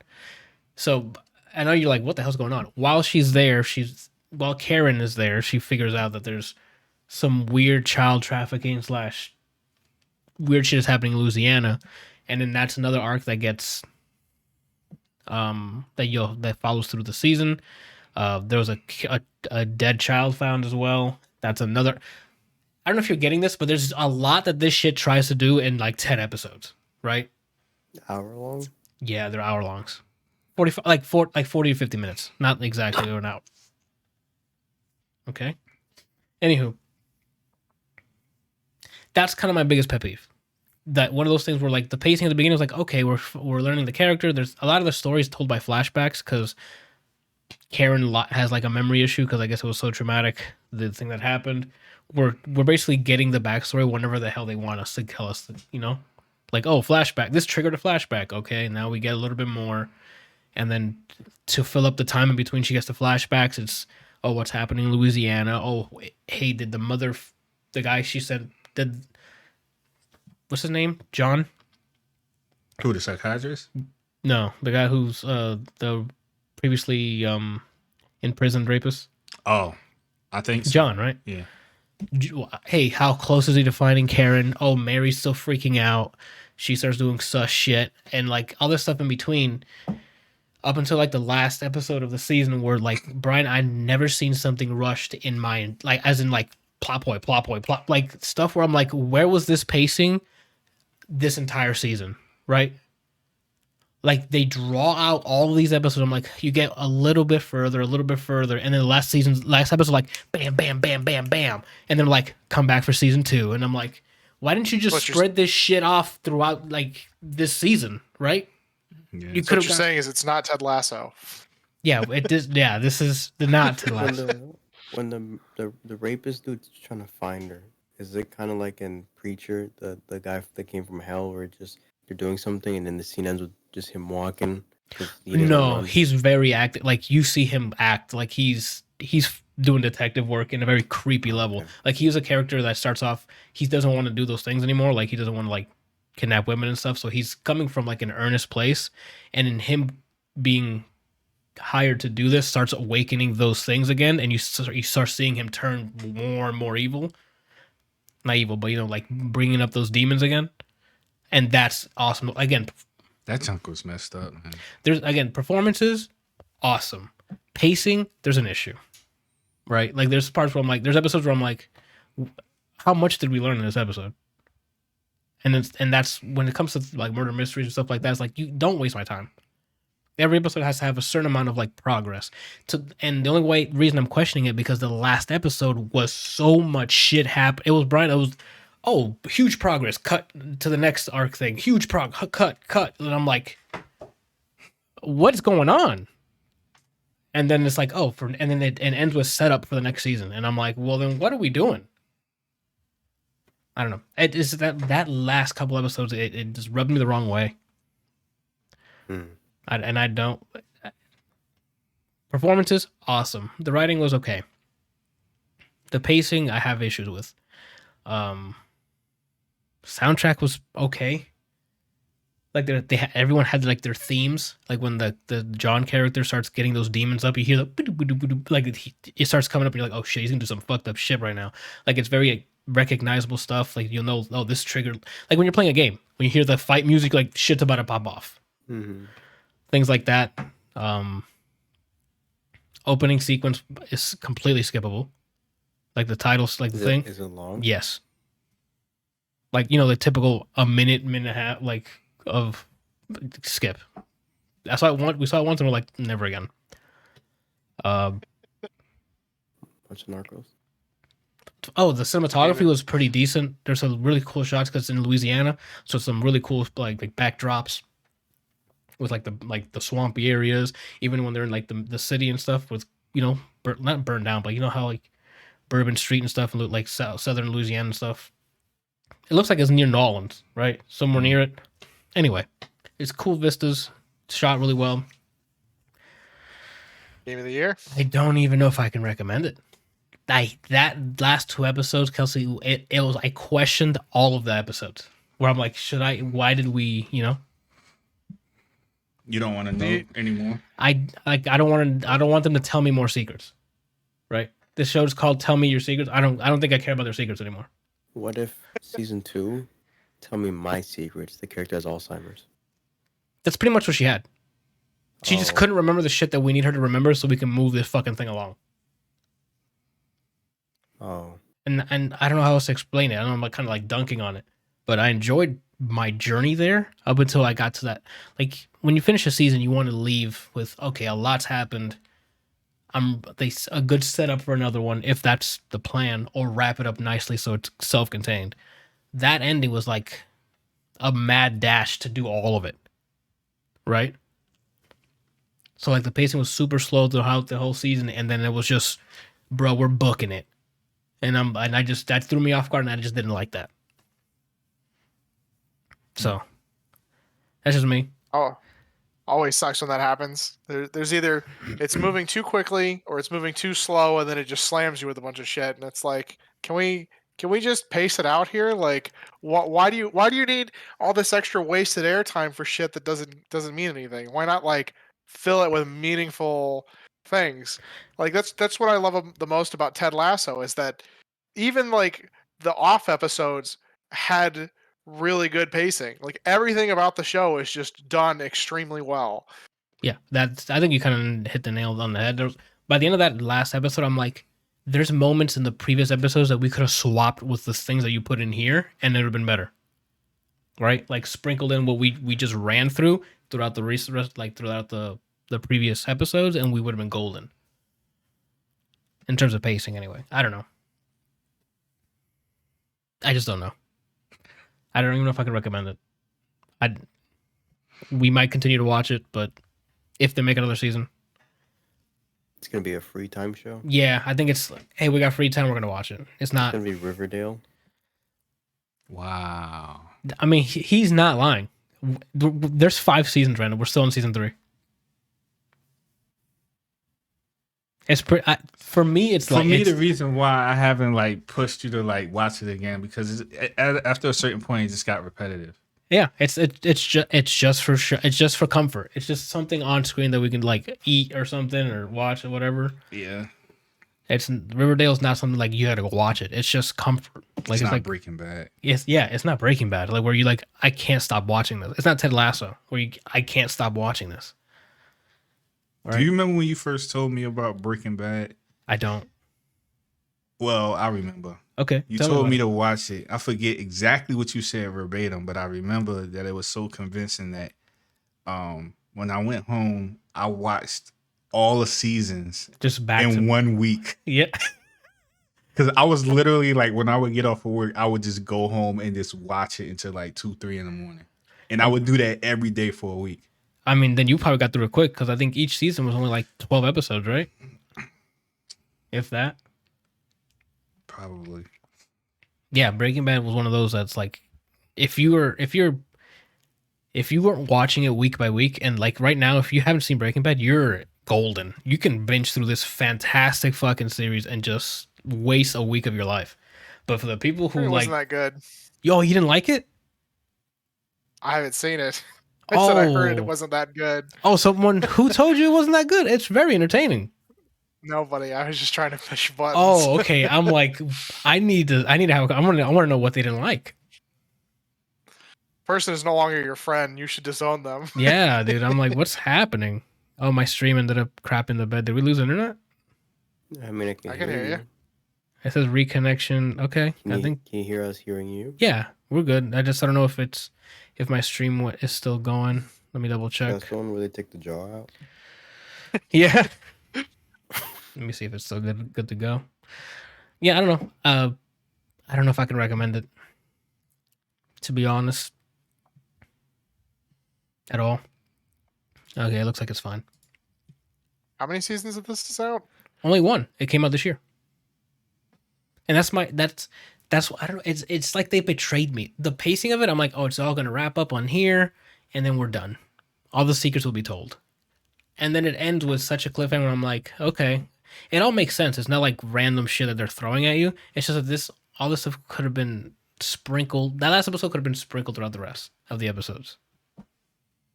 In a different manner. I don't know. I don't know if I want any more secrets. That's where I'm ending it. I'm not gonna say don't watch it or do watch it. I don't know if I want any more secrets. What's the TV show with Nicole Kidman? Oh, Pretty Little Liars. That one was good. That's pretty little. No, it's Big Little Lies. Oh, I'm thinking of the one with. You're thinking of a different show. Ladies. Yeah, it's Big Little Lies. When is the new season of that coming out? I think it ended with season 2. I just reminded me. I never even saw. Wait, there's not. So it's done. We saw Did you watch season 2? With the mom gets involved. Yeah, we all watched it together. Okay, so there's nothing. Brian didn't watch season 2. We did with Janiana and them, but Brian wasn't here for that. Brian saw the first season. Brian saw like the last half of the first season. Yeah, I walked in and then spicy shows happened. Like, I'll stay. Yeah, and then season 2 happened, and they haven't made another one yet. I don't know if there's going to be another one. What about Black Mirror? That's also up in the air. Netflix still what? Black Mirror is what he asked. I think Netflix still owns the rights to that. So whenever they make another one, some dude was playing. I was watching on Twitch. Striking Vipers. I was getting to that. Go ahead. He was playing some game. I forget the name of the game now. I just had it on the tip of my tongue. My bad. I kind of messed that up. Tekken. It's like an action RPG game with I don't think it's like. I don't think they're Yakuza, but they look Yakuza. Judgment? Yakuza? Yeah, Judgment. Yeah, it's made by the same people who make Yakuza. Okay, so when you go inside the arcade, one of the arcade games is Fighting Vipers. Is it actually? Yeah. Oh, that's a good nod. And it's the same people who made Yakuza. Apparently the story in that's really good. It looks beautiful visually. Like, it's supposed to be like either you play as the crooked cop or a detective or something. I mean, so far the gameplay that I've watched is it's very arcadey, like fighting them. No, I mean like the story is so far is stupid. Oh, okay. Yeah, but I heard the narrative was dope. It might be. I only saw like maybe like 20 minutes of gameplay. From the Yakuza, I saw a friend of mine play. The stories it's like they're entertaining. It's not gonna be like, yo, is Walt gonna survive the cancer? It's not gonna be like that. Spoil, Brian. What do you mean? That's not spoiler. It's a question. Okay. Your reaction is more of a spoiler than what I said. Because you got his name wrong. Anyway. All right. So yeah, for Tell Me Your Secrets, again, the journey was pretty decent, and then that last episode kind of gave me some it was sour. Like I think like Kelsey said, it's like once you see that, you're like, so we sat through some pretty lows in the earlier episodes that you could have just swapped with this cool stuff and not rushed or ran through it. Have you guys ever watched a movie? I sure have. A lot of movies. Or a TV show. You haven't seen a single movie. Have you guys ever watched a movie or a TV show with a character in it that send chills up your spine? Ramsey. Literally? I mean, when Brian's not kidding, when he was on screen, it was who's dying. That's bad because on Game of Thrones, there's a lot of cool characters, and they share the screen with Ramsey. So you're like, they could die here. And it's usually a villain. Like when the villain doesn't give a fuck and he kills like nothing, that's when you're like white knuckling your chair. Because for me, it's always my favorite character is going up against that person. That's like the only show where most of my favorites survived somehow. JoJo. That's the there's a opposite. JoJo for me, like, because they didn't give a shit about, like, they don't hold a lot of characters with protective bubbles Mhm. in the later parts. Every time there's a new villain, I'm like, please God, don't die. Please God, don't die. Almost every time there's a new villain, which is almost every other episode, and I'm like, please God, no, no. Because once you set that precedent of no one's safe, that's when you're gripped. Because you're like, fuck, I want my character to make it to the end, to finish the journey, I guess. That's what makes it more entertaining. But that's why that's what we had that discussion earlier with the Watcher. That if you keep putting safety nets, then that to me the stakes are like, all right, cool. They're gonna be It's they're gonna be basically fine. like Dragon Ball with the Dragon Balls. Yeah.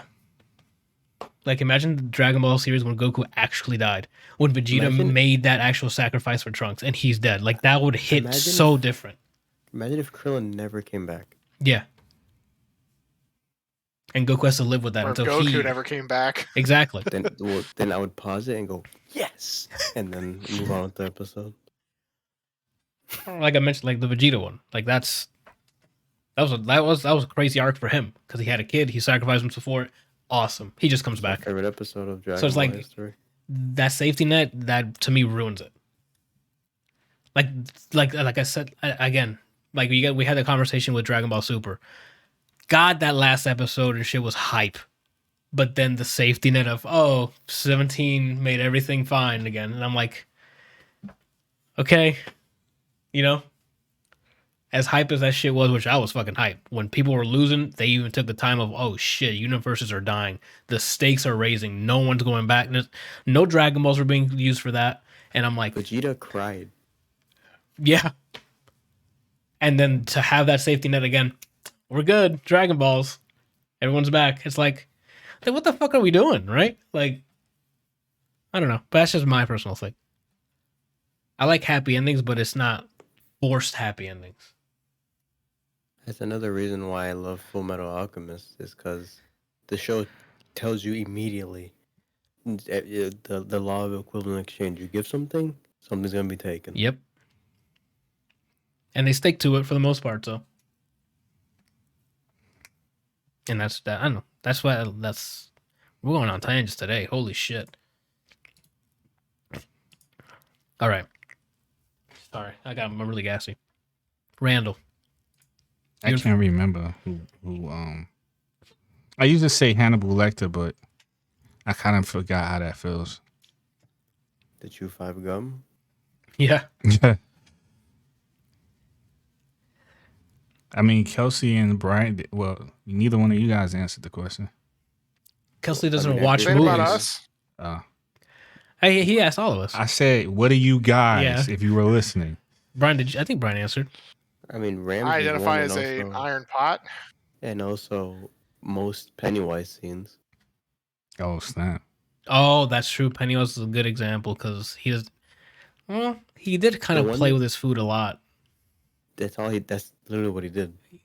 so I guess it's different. I don't think I felt the same way for that. With him though, it was he basically got buffed the more he fucked with you. Yeah, So he fed off of fear. The one that got me is the library. When the kid's looking at the book, and if you look in the back, the old lady, the librarian, is him smiling. And I was like, you need to cut to That the next junk scene. is creepy, I bro. was like, yo, you need to get it. You need to show me a pony. I didn't want to see that shit. yeah. Get him the fuck out of there. That's the main reason I've never seen the what's the horror series where it's a nun? The Conjuring, is it? Yeah, it's a That's Conjuring. why to this day I have not seen that. No. I don't know if I will ever see it. I think it's a Conjuring, or I think it's just called The Nun. It's a whole series, and then like some of them are the Conjuring, and then they switch the name for some. Oh, it's Then yeah, you're correct. But yeah, It's Conjuring. that shit is. I know for a fact that's not for me. Okay. Speaking of which, Rami Malek's character does some bullshit like that for Bond in the beginning intro, Oh, where the whole just standing there, but it's not his face. He has a mask on, so that it'll appear, and you're like, what the fuck? They do that even in Adventure Time when they did it. It was my favorite character, but when they showed, oh, something's disturbing the people in their sleep, and it goes to the cameras, and you see Lemon Grab in the corner watching people sleep. Yeah. I was like, Next scene, please. What else did we watch recently that has that shit? I don't remember what it Was was. someone staring? Yeah, it was someone just standing there. I forgot what it was. Was it in Tell Me Your Secrets? Was there a part when where John was doing that? I mean, he took the picture of them when she was with the cop, but that wasn't like. Yeah, that wasn't like creepy. There's something recently that I'm like, oh, Brian would shit himself here. The Invisible Man had scenes like that. Yeah. Go ahead, Kels. I love scary, gory movies, where shit's just going off the rails. Mm-hmm. Like the last time I think I jumped at a movie, I didn't even see the movie. I was like in theaters and there was a trailer or something? There was a trailer for some movie, and it was one of those like you know that there's gonna be something that jumps out, right? Yeah. And you're like, it shows a woman in the bed, and she's like texting her neighbor because there's like a bunch of noise going on the other side of her. She's like in an apartment. There's a bunch of noise on the other side of the wall, and she's like, you're being awfully loud tonight or something. And he's like, I'm in the Bahamas. Like, what are you talking about? And she's like, okay. And so then she puts the phone down and she like gets in, covers up and is like, what the fuck? And that something's gonna come out, and she's like facing the camera, towards you, and you're like, a hand is gonna come out from behind, like underneath the bed, whatever. Yeah, and it came from the ceiling, and it scared the shit out of me. I was like, oh my god, I was not expecting that. But it just like it reaches down and grabs her, and I was like, holy shit. That's something that will always get me is jump scares, and I can't like, even though I'm like jump scare happening in 3, 2, I can count down when it's happening, and I'll still jump, and I'll just still jump. The thing about jump scares is, so it'll get me to jump most times. I say it's like 75%, but it's not like in fear. It's like for me, it happens. It's like, startling. You got me. Yeah, it's like, and then I move on. It doesn't stick with me. You got me. Yeah, it's like, oh, come, and I'm like, oh, good one, and then I move on. But for whatever reason, someone just standing there like they own the place. That's what sets me off. Oh, Brian, no. Midnight Mass, what I recommended last week. There is a lot of like, oh, I'm just talking here, right? Like by next to a window, and he'll move from and then the thing that's there is just bright yellow eyes just standing there. And then it'll cut to the guy going, what the fuck was that? Goes back, nothing there. Yellow eyes. Yeah, in Midnight Mass.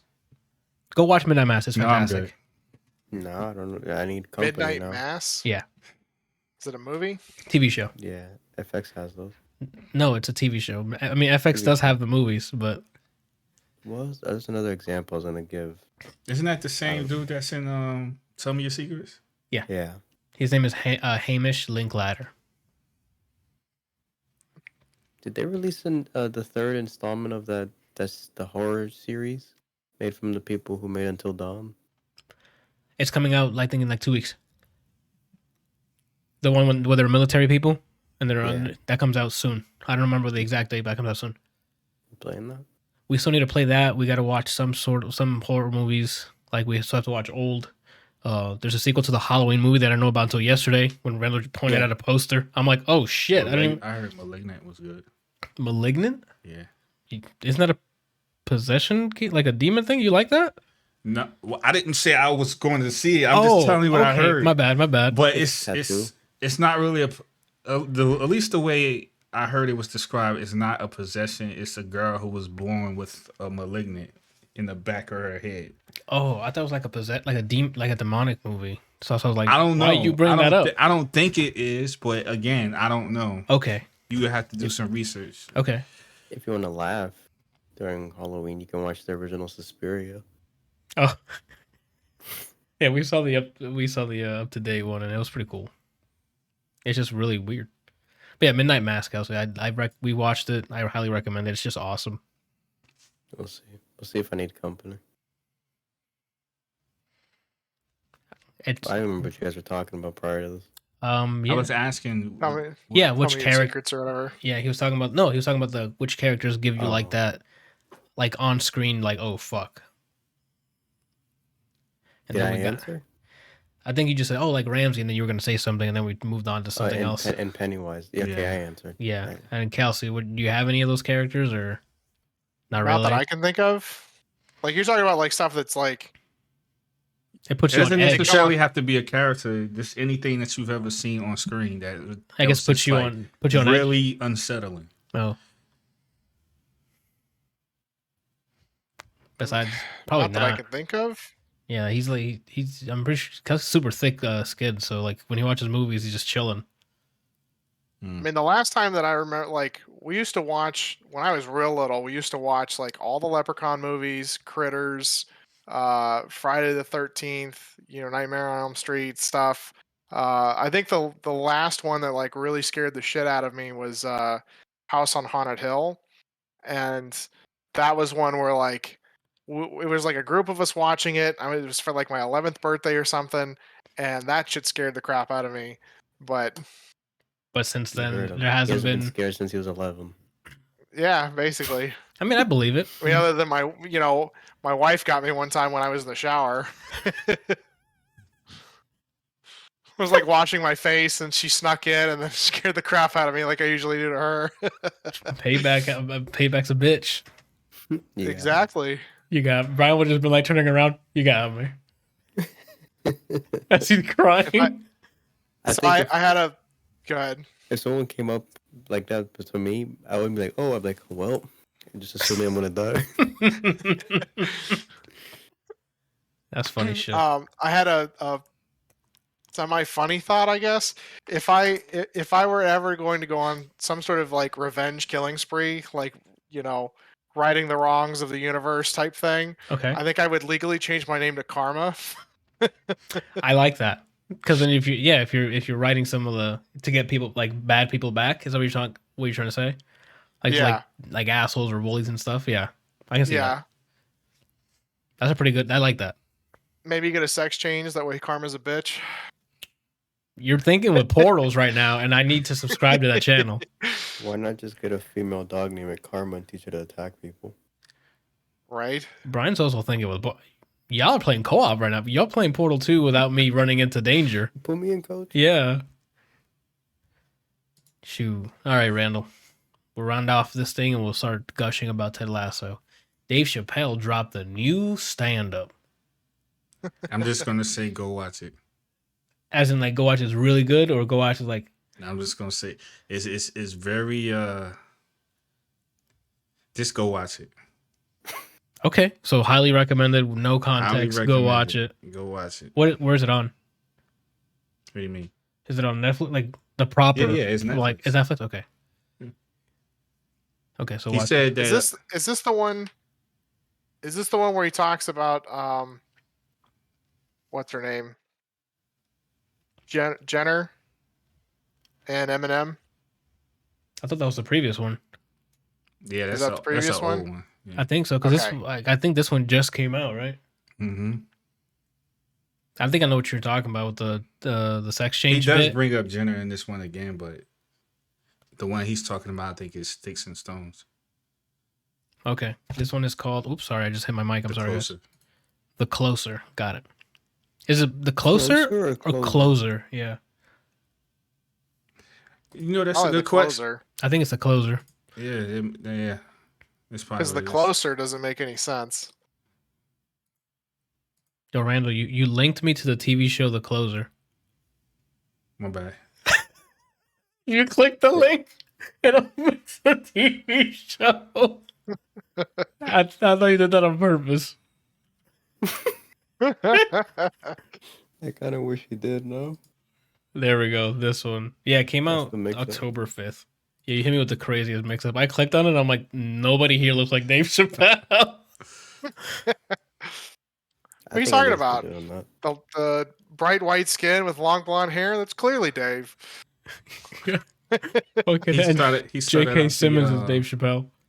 He started out the stand-up by saying, this is the last stand-up he'd be doing for a very long time. Because of choice, or like, is he like in some sort of legal bind or something? He didn't go into that, but he was like, this is my last stand-up for a very long time. As in like recorded special, or just like Period. ever doing Ever. stand-up? Not even like a couple minutes at an improv or something? I don't believe that, man. They always say that. How We'll long see. is He's the never special? said that before, huh? How long is the special? Is it long? I think 45.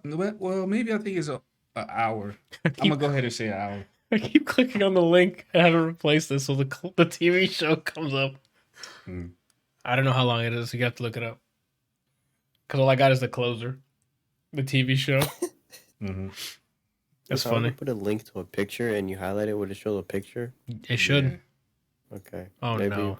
to keep you guys on your toes, I'm gonna put the picture of Gun. Rush Hour, Chris Tucker's dad's badge. That'd be funny.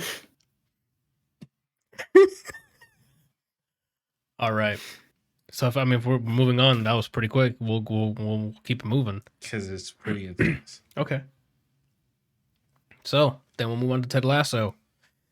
Ted Lasso, season 2 wrapped up last Friday. How many episodes a season? 10? I don't remember how much the first season had. This one has. Why am I trying to guess, Anthony? Click the fucking Yeah, link. click the closer. Yeah, click on the closer. Twelve. It'd be great if you replaced all of this with the closer. I'd be like, It's we're 12. done. Yeah, we're done here. It's 12. It's 12 episodes for season 2 and 10 episodes for season 1. And they're like, I'm guessing 45 minutes each.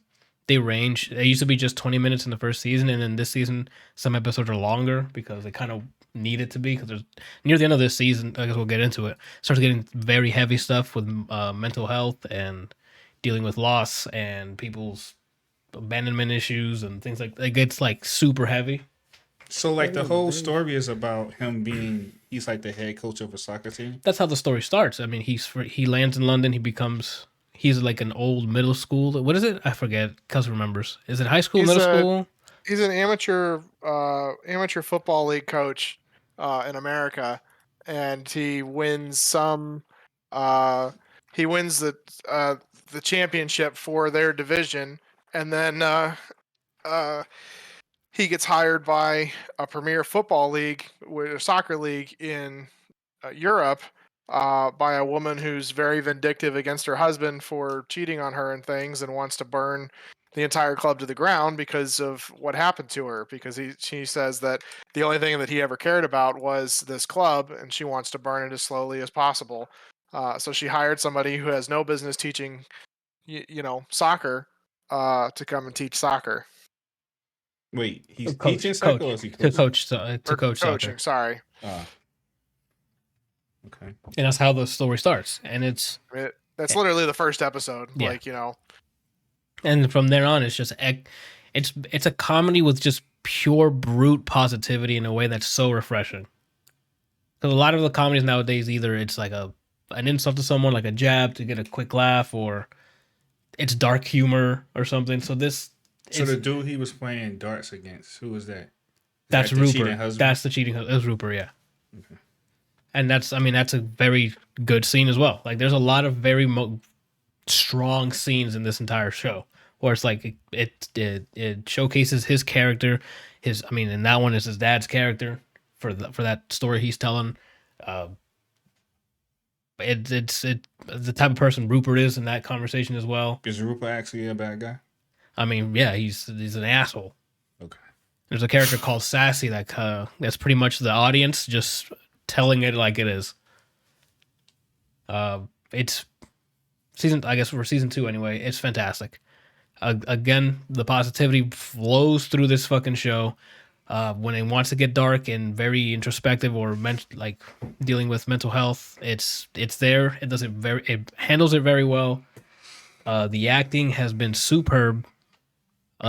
Especially Jason Sudeikis. I haven't seen him in very drama heavy stuff. So seeing him do that reach, I'm like, okay, he did a really good job. The chemistry with everyone is fantastic. You can tell everyone's actual friends in real life from watching this. It's like you're watching a family do a show together. Mm. I like Brooklyn Nine-Nine. Yes, I started to watch the last season. pretty cool, right? The first couple episodes, it's really heavy on the nose. Have to. Oh, they said you've already started watching the last season. Someone report him. Yeah, I need to get reported. Anyway, Kelsey and Brian, you can go. I'm not going to keep going and gushing all over it. So I don't know what else you guys want to talk about in terms of reviewing it first. Brian, what do you think? I mean, I think as of right now, even though they said they're only gonna do one more season, that this is my favorite ongoing show right now. Okay. Everything, I don't know. It's so weird that this show is so positive, but it's not cheesy. Yes. It does a good job of being over the top positive, and then it's like a grounded story with real life situations or issues that they put in there, and to the point where every character feels like a real person. Like you're watching a reality show instead of a comedy. It feels like. Nate. We'll get to Nate. Yeah. We'll get to Nate because holy shit, I've never been so angry at a fake human being in my life. Even that episode, the last episode when he's explaining, even then somehow they made it possible to resonate with what he was saying. That's also true. Yeah. Like even when he was talking to Ted, I'm like, okay, I kind of get what's happening here, right? Like it's both his fault and Ted's fault. Well, Yeah. after that conversation, I'm like, okay, I can see what's happening. But go ahead. Sorry, continue. I don't want to. Yeah, everyone's arc. There's no one that I can remember. I'm like, okay, that's a waste of time.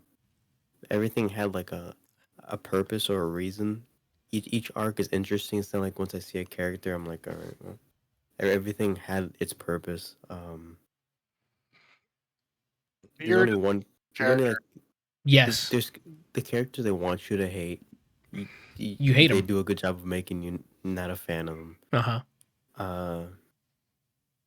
I don't. Yeah, I just have nice things to say about the show.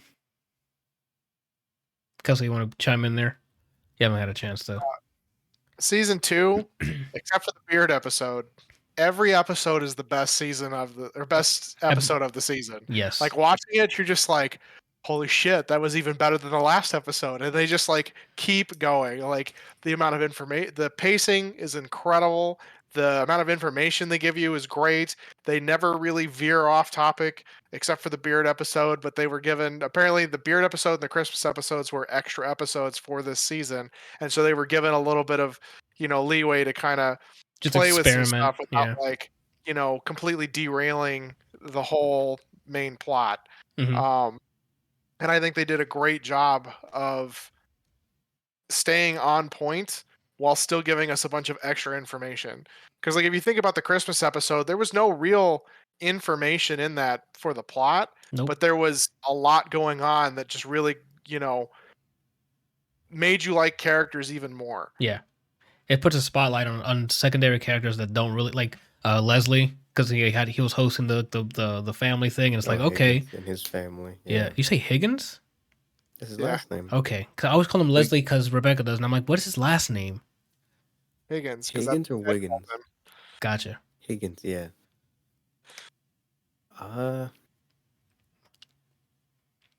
It's like I don't know. I just love this show, man. Yeah, It's really You know good. what's weird? It's like normally shows are like tear jerkers or something because sad moment, right?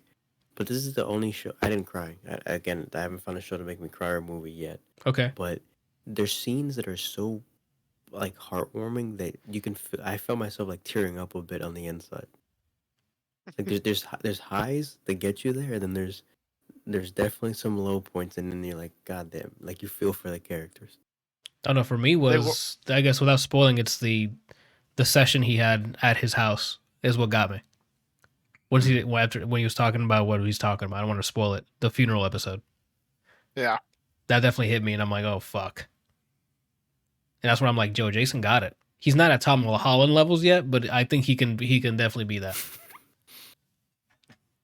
And another thing is with the characters, like there's some plot points where you're like, oh, they're gonna do this normally because you've seen it 1,000 times, and they'll twist it in a positive route. We're like, oh, okay, they're actually just we're not gonna go through that same trope as always. They're just gonna be a better person, and we're gonna move on. And I'm like, oh, okay, that's refreshing because we keep seeing the same. Oh, they're gonna be having a like a dispute for like a whole season, and we're gonna see when it builds up, and they finally that shit's handled immediately. Like there's Yes. nothing is wasted airtime. It's like, oh, they have beef. By the end of the episode, they already addressed it in a way that's like, oh, we're having a conversation instead of just magically we're fine again. I like that as well. I don't know what I- else. Kelsey, go ahead. One of my favorite things about this show is that even though it's a soccer show, Yes. it's not actually really about soccer. You know, like it's kind of that like cool thing in the background where you're rooting for them because it just happens to be the focus of what they're doing. You know, but the show itself is about so much more about the people, about the their interactions, about the quest to go from where they are to being somewhere better, and it's just so incredibly well written and well played out. Yeah, you don't need to know anything about soccer to enjoy this. Like, they literally fast forward or cut ahead from the soccer games in some episodes. Like they don't. It's not a focus unless it's to build upon a character's like spotlight with like the Tart. Like I think that the episode's called this. I think it's called the Signal. When they Yeah, the Signal. when they needed a way to like buff Jamie Tart when he's on the field, because yes, he has his arc of now he's a team player, but that hindered his performance, and now they need to find a signal to figure out how to buff him so they can win matches. And then that's like when they. I love the sorry, go ahead. No, you good. That you're done. You're fine. Go ahead. I love the growth of every person. Hmm. Like good or bad, like it's amazing to see them go from where they were to where they are. Yep. You know, and like they fill in all of the blanks on how they get there. It's not like, oh, off screen there was something that happened, and it's not something that's like, like you said, it's not where they're like, oh, it just builds and builds and builds and builds and then it explodes. No, it's like they actively try and grow on screen. Hmm. And it's just great. Roy Kent is just IRL soccer Vegeta. Yeah. So Fuck! he's apparently a writer for the show. Yes. And I saw the interview with him and Coach Beard. no. He was on like a Late night. yeah, like a late night show, like Kimmel or something like that. Okay. And he was like, yeah, like I'm normally very quiet, very timid, very, just not like out there. And then like I was like in the middle of writing, one of the episodes, and I'm just like, I think I'm Roy. And then and he was like, and then Kimmel like asked him, was like, so like, what did you do? And he's like, well, like any, psychotic moron, I went home and just recorded a bunch of lines and then sent it to whoever, and then was like, hey, so I think I'm Roy. I wanted to submit this, and if you don't like it, please pretend this never happened. Yeah. You know? And then they And ended he up just- saying, "Yeah, you're good for it." Yeah. And I like he does such an amazing job of being like, he doesn't even say anything and you can just tell what he's thinking. You can visually understand everything that's like going through his head with just grunts and groans or him staring at you. Yeah. It's the eyes. He'll go from like, and he'll do the head nod, like, all right, ready to go? Yeah, babe. Hello, Keely. Oh, it's fucking great, man. Shut the fuck up. When Jamie Tart said that to the guy, I couldn't stop laughing. When they're getting the haircut, he said it so fucking European. Like that accent was so deep when he said it. Shut the fuck up. And I'm like, I When wouldn't he's have. talking to Roy on the last episode, his Yeah. accent came out so fucking thick. Yeah. When he's like, Kayla, Roy, Jala, I was like, what the fuck? I was so in for it. Speaking of accents, they can write me in to be the love interest of the teacher Oh, talk Anything. about it. Yeah. at any point. Say that again? If they want to write me in the show, make it so that I'm the love interest for the Irish teacher. Right?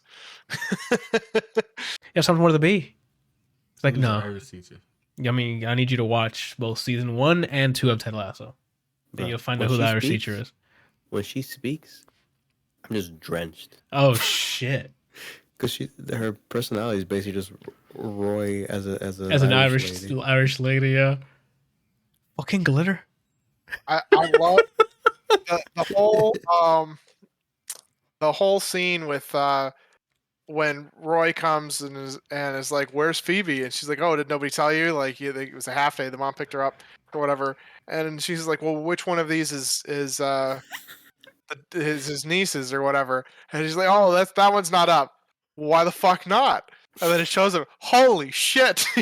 Randall, I need you to watch this episode and record yourself watching that episode. What's the episode?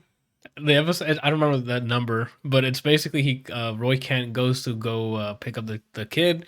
Kid's not there. She's pulling artwork up, and then she's like, "Where's the kids' artwork?" She's like, "I'm not putting those up," and he's like, "What the fuck? Why not?" And then she shows him what she's been drawing, and you need to. And that's when I just started This laughing. is season 2. Yeah. God damn, man. And then that old lady's like, "Ooh, someone's got to," and she's like, "Fucking grow up." Yeah, she's like, "Why don't you just shut the fuck up? Why you fucking grow up, you child, or something? I don't know." Would you like a lollipop? No. And it just walks right by it. It's too. Roy is fantastic. I love when he yells at the kids. Oh Like- yes. Like, what the fuck you doing out there? And then when the teacher comes up, just like you can't curse at the kids, even if they fucking deserve it. Yeah. Oh my gosh! Everyone over there Randall, just. you need to go watch this TV show. It's so hard to pick favorite characters. Like season 1, It was- it was this Danny for me. That was my guy. And this season, everyone. Who's your favorite Oh my character? I say God. yes. Yes. And Ted Lasso. I guess we can move on to. I mean, recommend it? Yes, absolutely. Anyone who's ever spoken to me, there's gonna be a point where if you haven't watched Ted Lasso, you can't speak to me. Like that. That's gonna, go watch this show. You will lose nothing. You'll gain everything. Period. Go watch the show. And so let's say you never seen any of it. Let's say you didn't already see season 1. Don't watch season 2. I want you to watch the first episode and try not to hit next episode.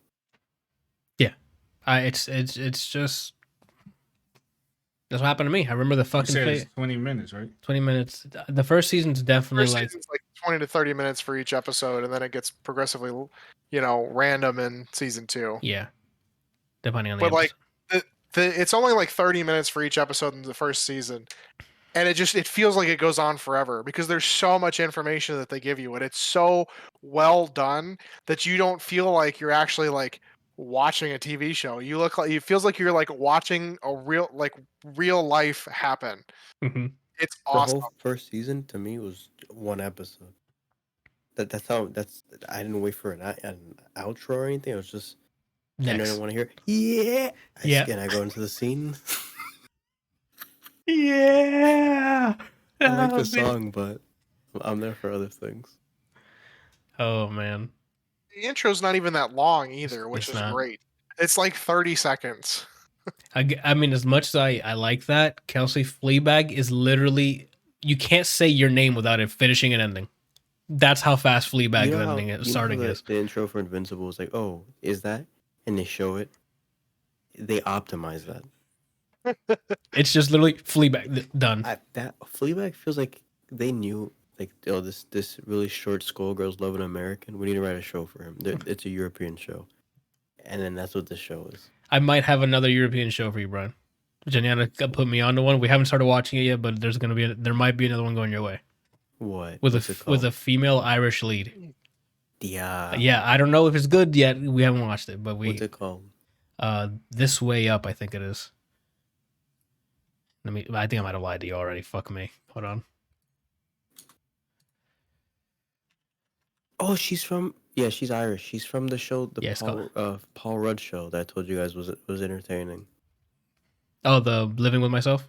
Yeah, she's his wife. Oh, okay. Well, she has her own show, which she's the lead on it. We haven't watched it yet, so that's why I can't recommend it to you yet. It's So 2 seasons. Yeah. How long is each episode? I don't know. I think 20 minutes. Anyway, for Ted Lasso, I'm assuming you and Kelsey recommend it, Brian, or you I and guess it's just right now my favorite ongoing show, so I recommend it. This is one of those shows where it's an option select. There's no excuse you can give me that will make sense for you not to watch this or enjoy it. I'm there. I'll have to back you up on that. Like even if they're like, I don't like soccer, I don't. You You don't don't- understand. Yeah. Yeah, there's You none. know, my mom doesn't like these shows either, and she's like, "This is amazing." It's like for a 20-minute episode, 19 seconds of that soccer.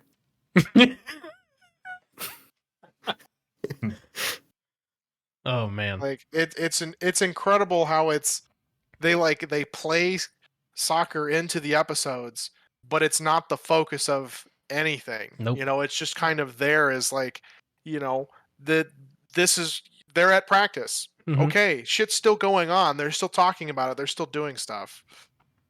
Unless they're practicing for a goodbye rehearsal. Baby, bye, bye, bye, bye, bye. When they landed it, I was also like, that's the one. And Yeah. then Beard said it, and I was like, I know my team. What made me laugh is like a lot of the individual players' reaction. Like Jamie Tarr just went Super Saiyan. Yeah. A guy took off his shirt for some reason, and then like at the last second before they cut, a guy was running like power walking to one of the coaches just with his finger out to his face, just like. And I'm like, what's What a bitch going stole my on? move. Oh yeah. Oh, Oh, and God bless her for this season. She did tremendous work. The character's name is Sharon, but I don't remember the actress's name. She did great work here. And that's it, man. We can go into speculations if you guys want of what's gonna happen. But Randall, you might get some spoilers there, but I just want them I to don't know, literally man. to just demolish that team, right? Like, oh wait, and God bless the Nigerian guy who came in. He made me laugh almost every sentence. He came in. I was like, oh shit, it's the guy from the Tomorrow War. Yeah. But he did so much, and then the outburst at Oh during my- that one scene was fucking incredible. I will buy your childhood home, shit in every room, and then burn it all to the ground. Like I'm all about it. He threw such a hissy fit, and then to end it with the guy trying like the handshaking guy, and he's like, all of it was great. Oh, he doesn't handshake. Oh, Yeah, Oh, that okay. was. like the character was just perfect. I don't know if the guy that like was with him, was like the dude was like, no, I got this, like you, come here, okay. Oh my lord! Any new character they added this season was just fucking great on screen. Everyone's just great. Just great. It's just great, right? Anyway, speculation. I mean, I kind of think I know how it's gonna end. Like, if this is gonna be the last season, it's gonna be it's pretty clear what's gonna happen. Yeah, there's multiple things we gotta speculate on. First one, or one of the big one is obviously the new club. That what's gonna happen, who's gonna win, that's easy, right? Like they're gonna take down the bad guys, right? Like that's what I'm speculating. That they're just gonna have. It can go either way, and it makes sense for the show. To be honest with you, That's true. I mean, they'll still lose, but like they'll learn some character building trait, and then we end happily. Like this show isn't above that. damn. So That's how they're gonna end. or It. below. It's gonna be one of those where they lose with a smile on their face, and then the bad guys can be like, "What the fuck are you doing? You lose. This is for the finals or whatever." Maybe And I don't then- know. And that's gonna make main bad guy snap at new bad guy, and then he's gonna be like, "This isn't worth it." He's going back. Maybe. Or we might get introduced to a new coach. I want to Anywho, know if they're gonna bring back the African dude, because he said he's gonna make him. He made an enemy of him. oh my god, I wish that was so funny. He was just great on screen. I want to see more. I want to see more sassy. I want that to be a real thing. So I do that too. I really hope that they like I love the relationships that between characters in this. It's not sappy, gross bullshit. When there's like romantic partners, and it's not like that they don't respect each other or anything. Or there's just always problems. Like every relationship, whether it's between Ted and the players, or the boss, or romantic partners between people, like is just done tasteful. amazingly. It's beyond tastefully. Like it's like yes, it's just great. So so speculation on Sassy and Ted. I think it's gonna happen. I think it's gonna be like another weird like he's gonna have an episode or something, and Sassy's gonna be here to comfort him instead of Sharon, because Sharon's not there anymore, the therapist. So maybe she'll take a crack at like comforting him, and they'll grow together. I'm wondering if she's going to make an appearance next season. Like especially with everything that's going on, I feel like there's going to be something that brings her back. Okay, I see. I love her daughter. Oh yeah, she reminds me She's of a cool character. Ashley Johnson. Like they look related. With an accent. Yeah. Wait, who? Which one? Sassy's daughter. Mm-hmm. Oh yes, Nora, the I boss think. ass bitch. Yeah. Yeah. The next thing is Roy and Keeley. I think they're gonna drift apart. I don't think they're gonna stay together. I feel like he feels like he's not needed. or Or like yeah he's in or the way. Yeah, like he's in the way. Like- Not that he's not needed. He thinks. I'm sure. Yeah, I think he thinks he's holding her back. especially after that last scene with them. Like, holy shit, you know. Yeah. And we have a new Diamond Dogs recruit, so we got hype for that. It's cool. I Yeah. love their reaction. Yeah, Where he's he's like, "This is cool." He's like, oh my god, oh my god. Oh yeah. That's cool. We talk about our shit and nothing gets resolved. Yeah. Sometimes, yeah. Oh my god. I love when he Cool. has girl talk. When Ted has girl talk with Rebecca. Yeah. That's great. What's funny is they kind of show they mirror that scene with Higgins and Keeley, but Higgins is so fucking awful at it in comparison to Ted. Oh, That was yeah. funny.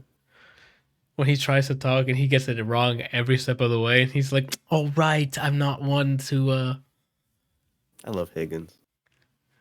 He plays the character so well. Yeah. As this just kind of like he's not a bumbling idiot, but he sort of is. You know, like he just tries his best, and it just doesn't. It never seems to work out for him.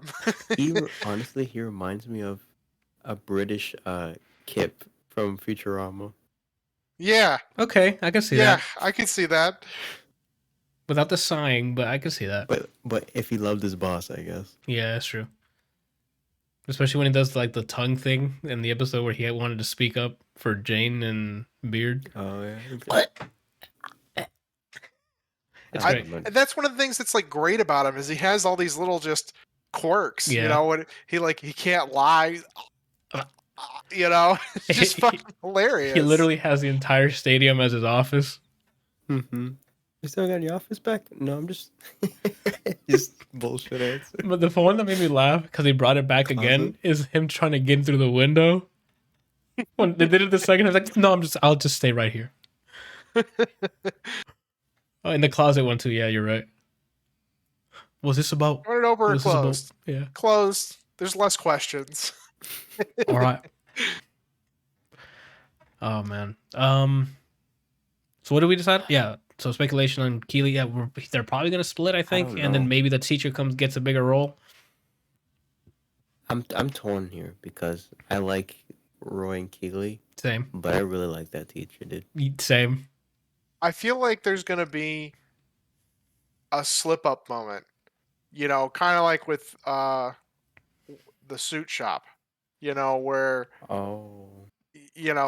Something happens that like Roy's gonna be like, you know, I you can't just anymore. like you're just in one of those situations where it's just you thought everything was going to be fine, and then all of a sudden something happens, and you're like, holy shit. And I'm wondering if that's either going to push them over the edge or if something's going to happen that's going to bring them closer together. Right. Damn. I think I can already see it happening.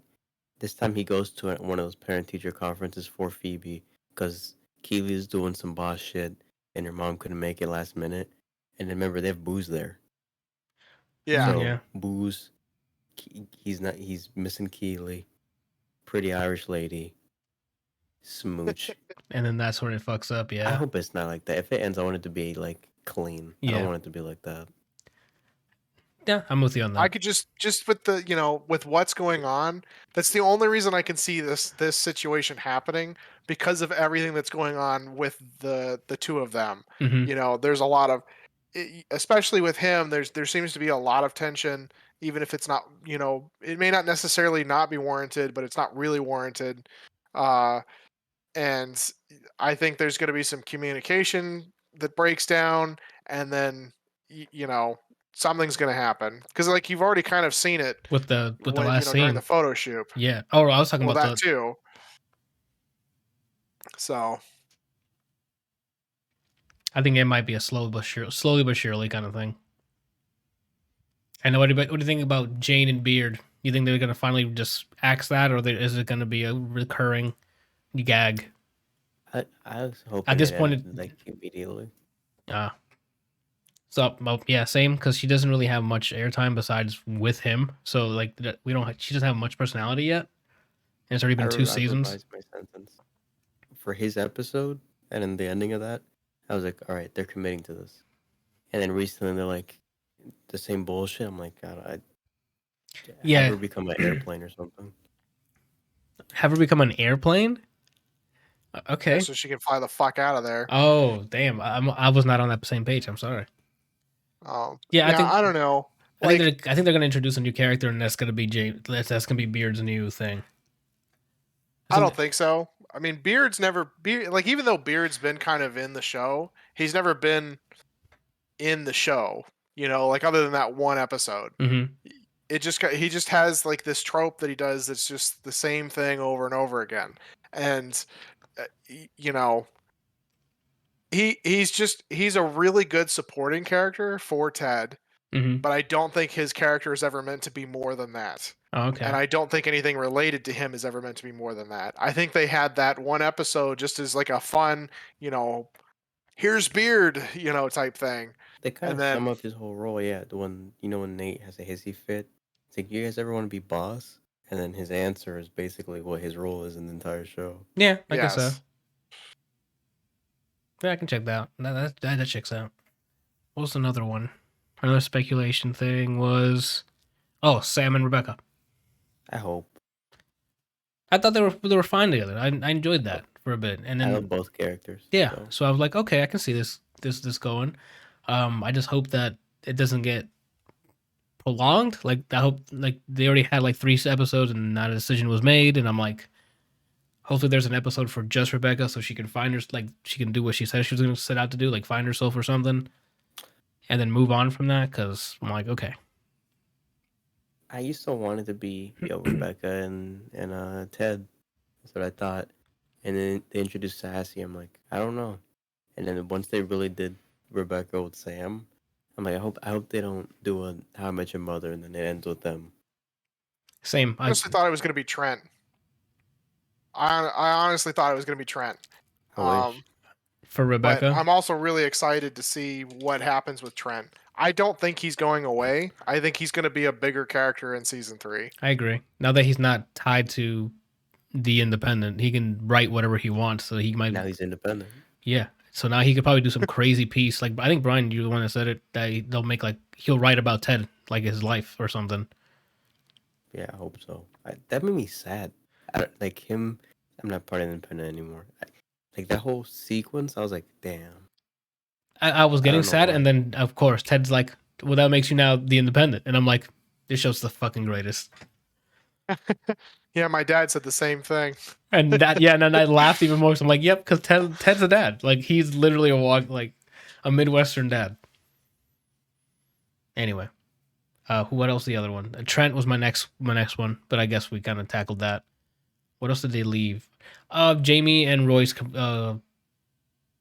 relationship, I guess. I don't think it's gonna get rocky I think they anymore. kind of wrap that up. Yeah, I think it's gonna I be think they kind fine. of wrap that up. But I'm hoping, like you mentioned, interested the slip up doesn't happen on Tart's part.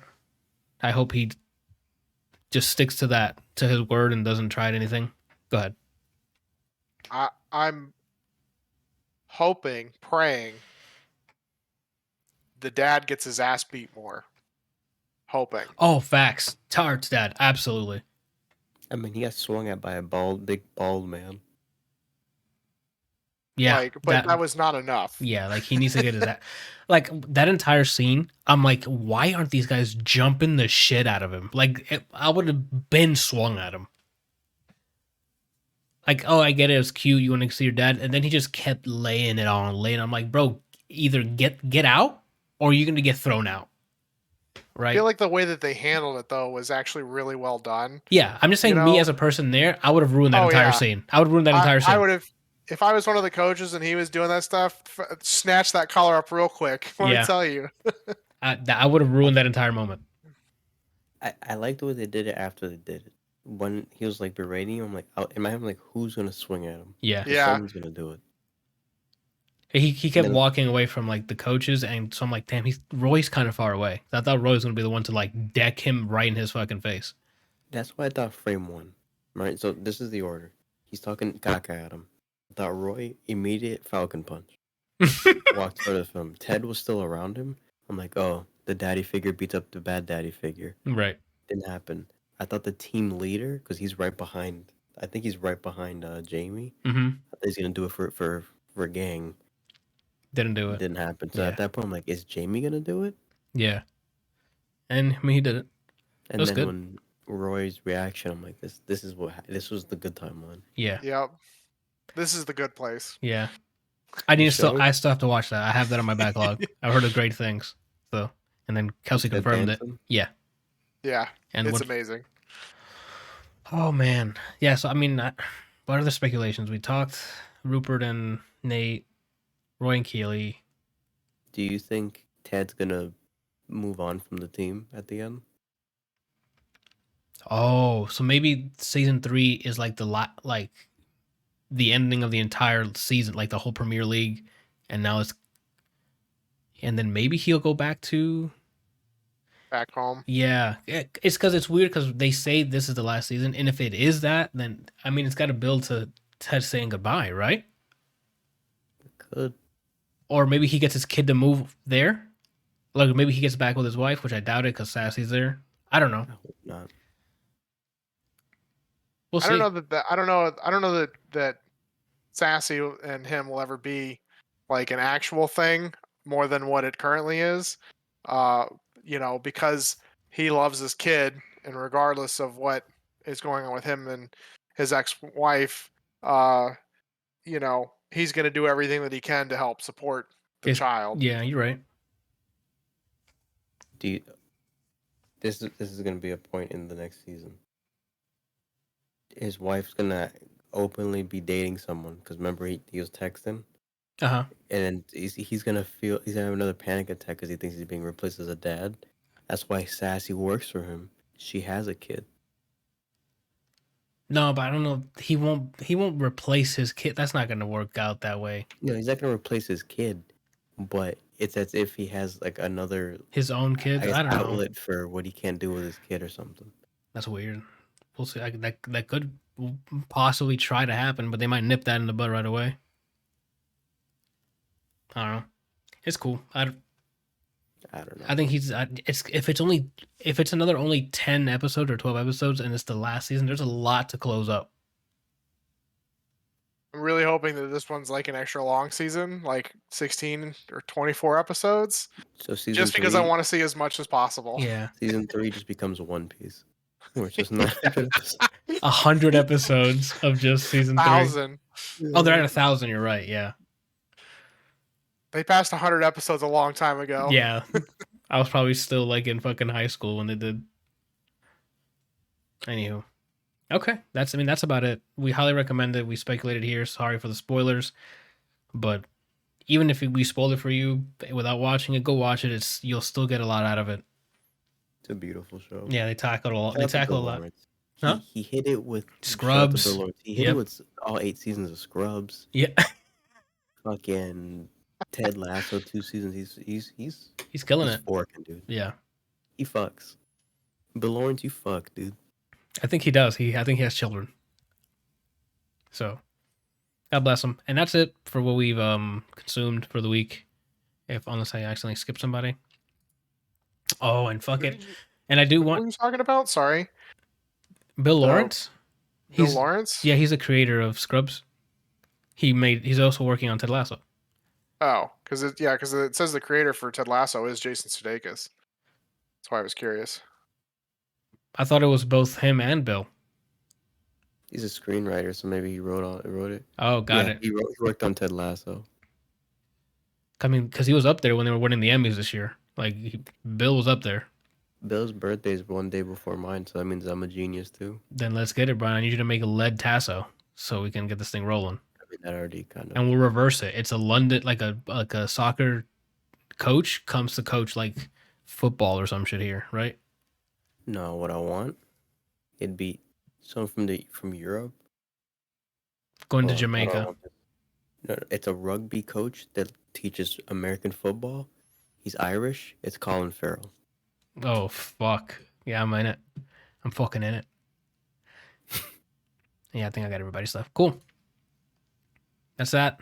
Releases this week for games. Now Back for Blood actually comes out this week. Tomorrow, Before I said it was last week, but that's only for deluxe edition owners. The base game comes out this week. It's going to be on Game Pass. We got our chance to play the beta earlier this year.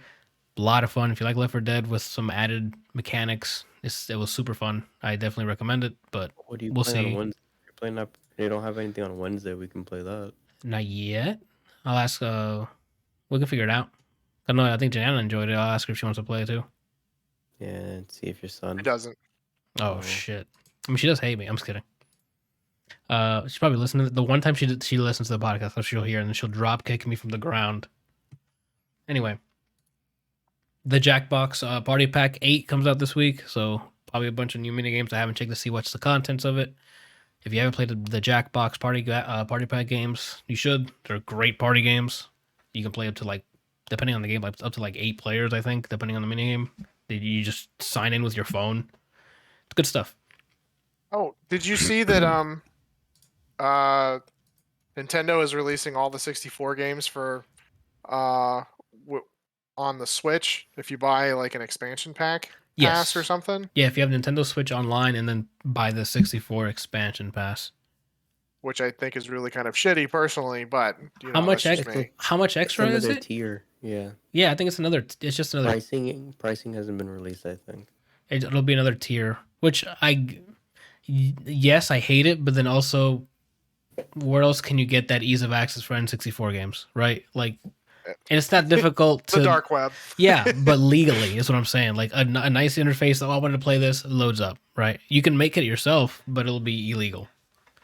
Why don't they just start selling the virtual console games? I don't know. Now that they have it set up like that, I would have just sold it. I would have both options. Sell them a la carte, like at a cheap, like couple bucks, right? I don't know, 10 bucks for. Essentially, what Game Pass is, they should treat the virtual, whatever they call it. I don't know what they call it. I never used it. I have Nintendo Online, never loaded up once. Whatever they call it, and then let you buy games if you don't want to commit to a fucking Subscription. Like a monthly membership. payment. Yeah. But yeah, I like that they're adding more and more classic games to their stuff. But if they're just going to be adding price hikes for each generation, that's going to turn into like quite the, I don't know, maybe a retro pass so you can get all like the whole thing instead of, I don't know. What they should do. I do like that they're adding the more ROMs and stuff, but I just hope they kind of separate it away from Nintendo Online. Because what if you just want to play online? That's what I'm saying. These subscriptions should just be, hey, games. You can play a bunch of games monthly. This costs online. That's what I'm yearly. saying. Like, I hate that you have to pay for online play like that with a lot of this stuff. Yeah. You know? That's weird. Did they already release a list of the games, or did they I just think say it's like literally all of them. They're starting with 8 or so. the old Virtual and I think Console they're gonna build a system library. was better in my opinion, and they are dropping the bag by not adding the GBA library. They should have all of. If we have access to those ROMs, they should already have access to those ROMs. Why? Because they published them. A lot of the first party ones anyway. So they should already have those builds running on some emulator, right? So yeah, they definitely could be making a lot more money that way. Shit, they could be selling that shit on Steam and be making hand over fist. Yeah. So apparently you get access to even more benefits with the library of Nintendo 64 games featuring newly added online play for up to 4 players. So you can play Mario Kart online But across. that's stuff you can do with current N64 emulators. So I mean, yeah, that's cool. Again, it's just the what's the word? Not accessibility. The Ease of access. yeah, the ease of like how there's a word for it, and I've used it before.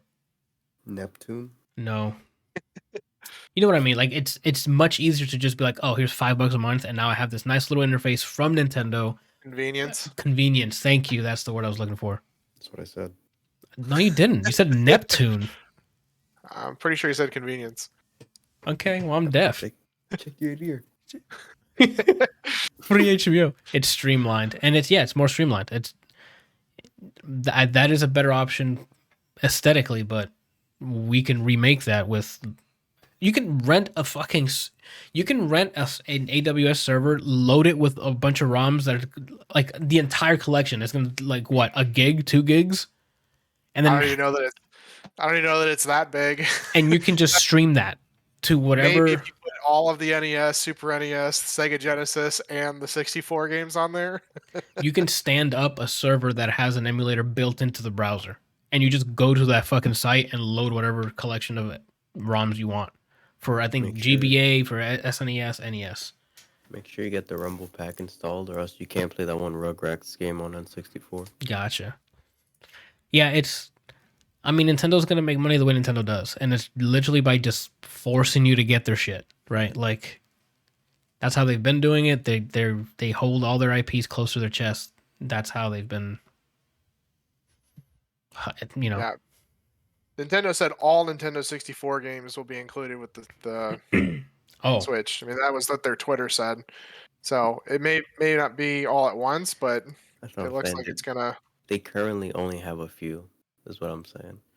oh, but did they Yeah, say accessible, all? I mean. Are they saying all published N64 games or all first says- party? It says all Nintendo 64 games Okay, then I guess included with the thing. you know what that And it means. sounds like anything that was on the 64, Cruising USA, right? no mercy. Ooh, let's go. Rush. Did you guys ever play Rush? Rush is also really good. So if they're gonna add online play to all that, I mean, again, it sucks that they're increasing the price, but if you're getting online multiplayer for all those classics, And like, online GoldenEye. let's go back to 20 FPS shooters. Let's go. Slapper Zone. Yeah. Gonna get some Diddy Kong Racing in. Online Diddy Kong Racing sold. How much is the extra? They haven't priced it great. out Oh yet. my god, you're killing me right now. At least I don't think so. It says find out more later this month, or the pack launches later this month. Okay, Uh, you kind of sold me on online Diddy Kong Racing. I gotta be honest with you. Anyway, Jackbox already mentioned. For movies, the sequel to Halloween comes out this week. I didn't know it was coming out until literally yesterday, so see how that turns out. For music, we have Coldplay releasing a new album. Phineas, who I didn't know about until Billie Eilish blew up, he's releasing a solo album called Optimist. And Santana is releasing another album, Blessings and Miracles. Hayden Thorpe looks familiar, but maybe just the word Thorpe got my attention. That sounds about right, Brian. Young Thug as an album. so it looks like they are only releasing a handful of games at launch. Super Mario 64, Ocarina of Time, Mario Okay. Kart 64, Okay. Lilat Wars, Sin and Punishment, Dr. Mario 64, Mario Tennis 64, Operation Winback, and then Yoshi's Story. So those are all first party games. So I think they're prioritizing their, because they only have rights to theirs first, and I'm assuming they're going to work on getting everything else.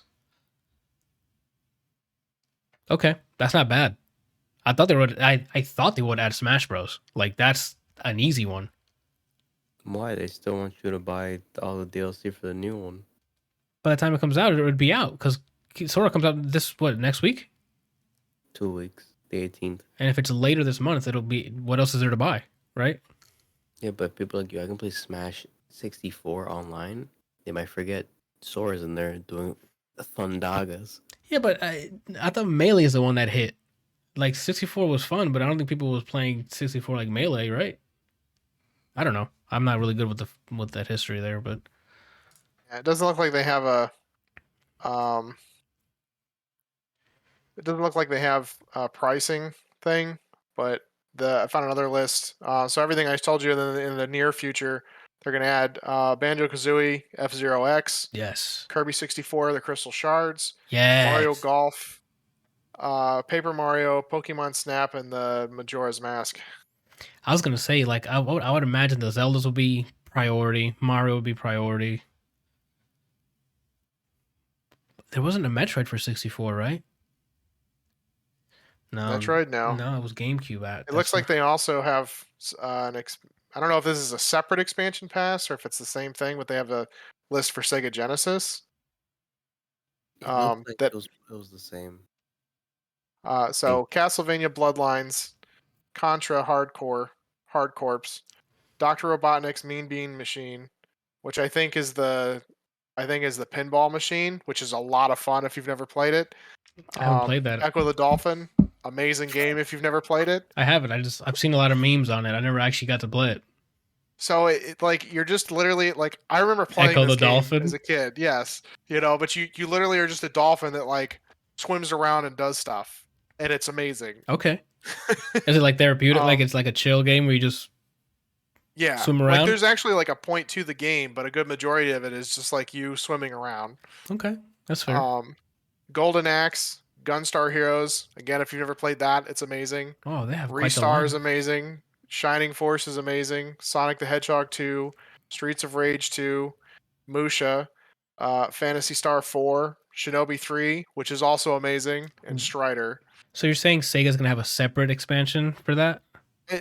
I don't know. It says, in contrast to committing to a steady trickle of games, Nintendo revealed that these 14 Genesis classics will be available for expansion packs.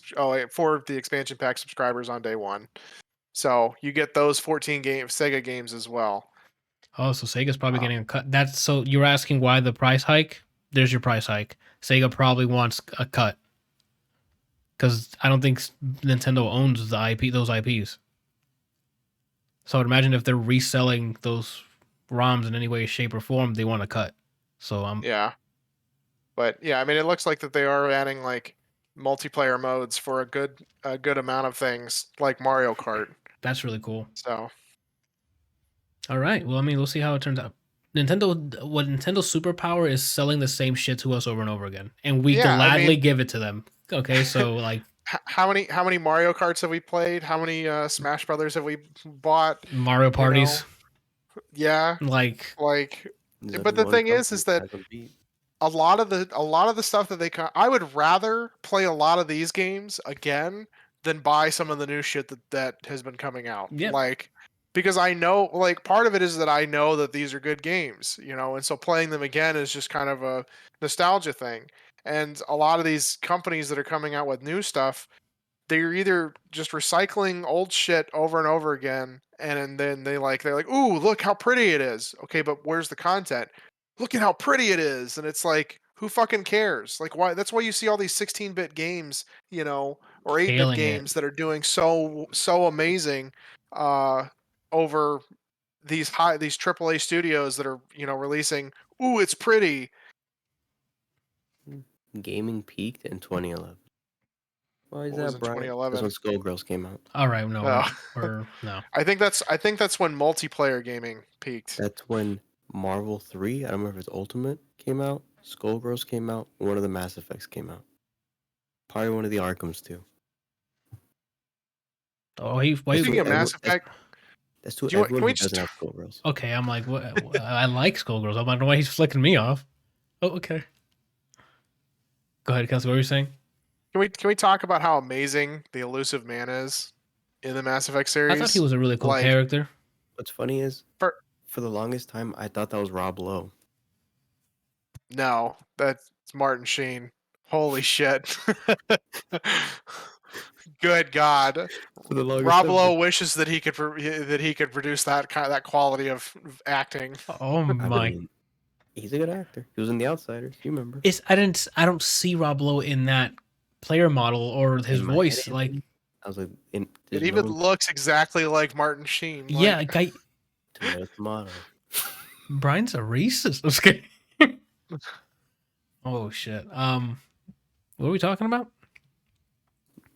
Buying Just Sculver. whatever's left on the list. Oh, no. Games or music or Yeah. movies. Gotcha. Okay. We got nothing else. I did want to do something real quick just to test the waters real quick for the bracket fights thing. They have templates and stuff, so we can fuck around and play with this real quick. I want to see if I can get it on screen. It's gonna be gross though. Don't update anything right now. Got it? Okay. So I found a bracket fight that has best 2019 and like best games for like certain years. So we can do that real quick, right? If this Okay. decided to fucking load. Thanks. I'm gonna see if I can get it on screen real quick. Can you send it to us so we can see it? You don't.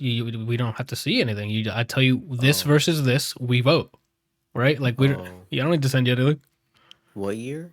I'm about to. I mean, I was gonna ask you guys. We We should can. go back We. to 2011. I don't know if they have a 2011 one right now. Off the front page, there's 2016, 2017, 2018, 2020, and 2019. 2011. Let's do that one. I don't know if there's a 2011. What were the choices? 2016 and up. You want to do 2019, 2020? When did God of War come out? 2018. 2018 then. Okay. Let's see if that survives, I guess. Ooh, first fucking pick. First choice. This is going to be good. All right, so let me put this on screen so people can see what the fuck I'm going crazy over right now. Oh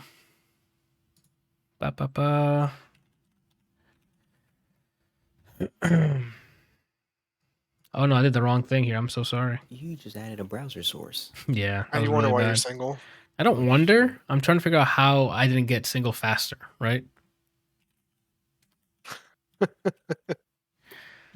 There we go. Oh, excuse the ads. I don't have an ad block right now because I'm trash. Right? What a bitch. Yeah, that's what I keep telling myself. I mean, I'm gonna go with God of War on this one out of those two. But this is literally aimed at Kelsey. Yeah, and Randall because he played this And as well. Randall. So let me slow it down a little bit so everyone can see our faces and both. Slow Well, it Randall's getting down. I did literally this. deleted, so I guess I can put it here.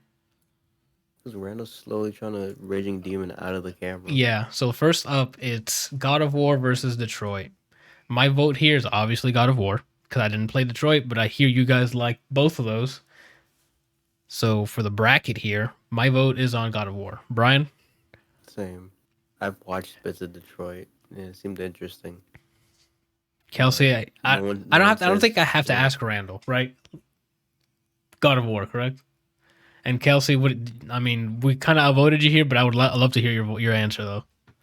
Mine's God of War. Oh, okay. I loved it. I love Detroit, but the God of War game was just phenomenal. Gotcha. So let's vote on that. Next is Into the Breach, and which one is this again? I forgot the name of it. If this would have been done properly. What is it? I forgot. I remember the art that's showing, but I don't remember the name of it. Yeah, that's kind of the same thing for me. I've played Into the Breach, so I'm gonna say Into the Breach. Under the Oberdin or something like that. That sounds like it could be correct. And then Into the Breach. I'm gonna give this to Into the Breach because I've heard like the one on the left is more narrative, like walking around kind of stuff. I have no opinion because I didn't play either of those games. Gotcha. Brian, you said Into the Breach. Mm-hmm. Randall, do you know any of them? So I'm sorry, Into the Breach. Moving on. Oof. Celeste. Into the Breach. Celeste and let me scroll up. I'm not sure why it keeps doing this. Anyway, Celeste versus Mega Man 11. Let me tell you something. I watched Celeste. I played Mega Man 11. I'm gonna say Celeste. I was gonna say the same thing. I played Celeste. I haven't played Mega Man 11. I watched Mega Man 11, and I love platforming games. So, and Celeste is one of those that'll challenge your platforming skills. And Celeste is just a great time in terms of gameplay. So, I mean, what do you guys think? Going with Celeste. I didn't play Mega Man 11, but I haven't liked the Mega Man games since like the originals Okay, for NES. that's fair. Randall, Same. Celeste as well. I already see something on the right hand side that's gonna destroy my heart when it's time for me to choose it. You see it? No, it's really small. Oh, I'm my just bad. laughing at the JRPG What battle. she said. Oh, this is gonna be a good discussion for Brian and Kelsey. I have no idea. I didn't play any of these. played the Octopath. first So one. Kelsey, I'm gonna go to you because I think you played both of these, right? I did. So Octopath Traveler or Nino Kuni 2? I'm probably that's a tough one Yeah. because both those games are actually really good. But I did actually finish Ni no Kuni 2. I didn't actually finish Octopath Traveler. I'm gonna have to give this one to Ni no Kuni 2. Oh, okay. Brian, me and I didn't play Ni no Kuni 2. I played the first one. I'm gonna go with I'm just gonna round up a number. So from 1 to 2, I'm gonna go with Ni no Kuni 2. Only Okay. because Octopath. There's 8 characters you get. I was already fatigued when I got 3 characters. I'm like, I get it. Okay. Yeah, that's kind of my thing too. Like that's the reason I didn't finish it. It was because it was like, okay, I understand what's going on. I don't really care about the rest of it. Okay, that's fair. Randall, do you have any sway? Me neither. So I'm just gonna go ahead and click Nino Kuni. God of War versus Into the Breach. I am voting God of War because again, I haven't played Into the Breach. From what I've seen, that's just me. And I'm The assuming game's fun. Like it's cool, but again, no one says brother in it. So got it. And I'm Randall and Kelsey. You have no God of War. I mean, God if we're picking between those two, Yeah. All right, we're moving on. Easy. I hate that this thing just keeps auto scrolling. I hope there's a way to disable that. Celeste versus Nino Kuni 2. I am going to fucking die on this hill. Celeste is better than Nino Kuni 2. I'm gonna say Celeste.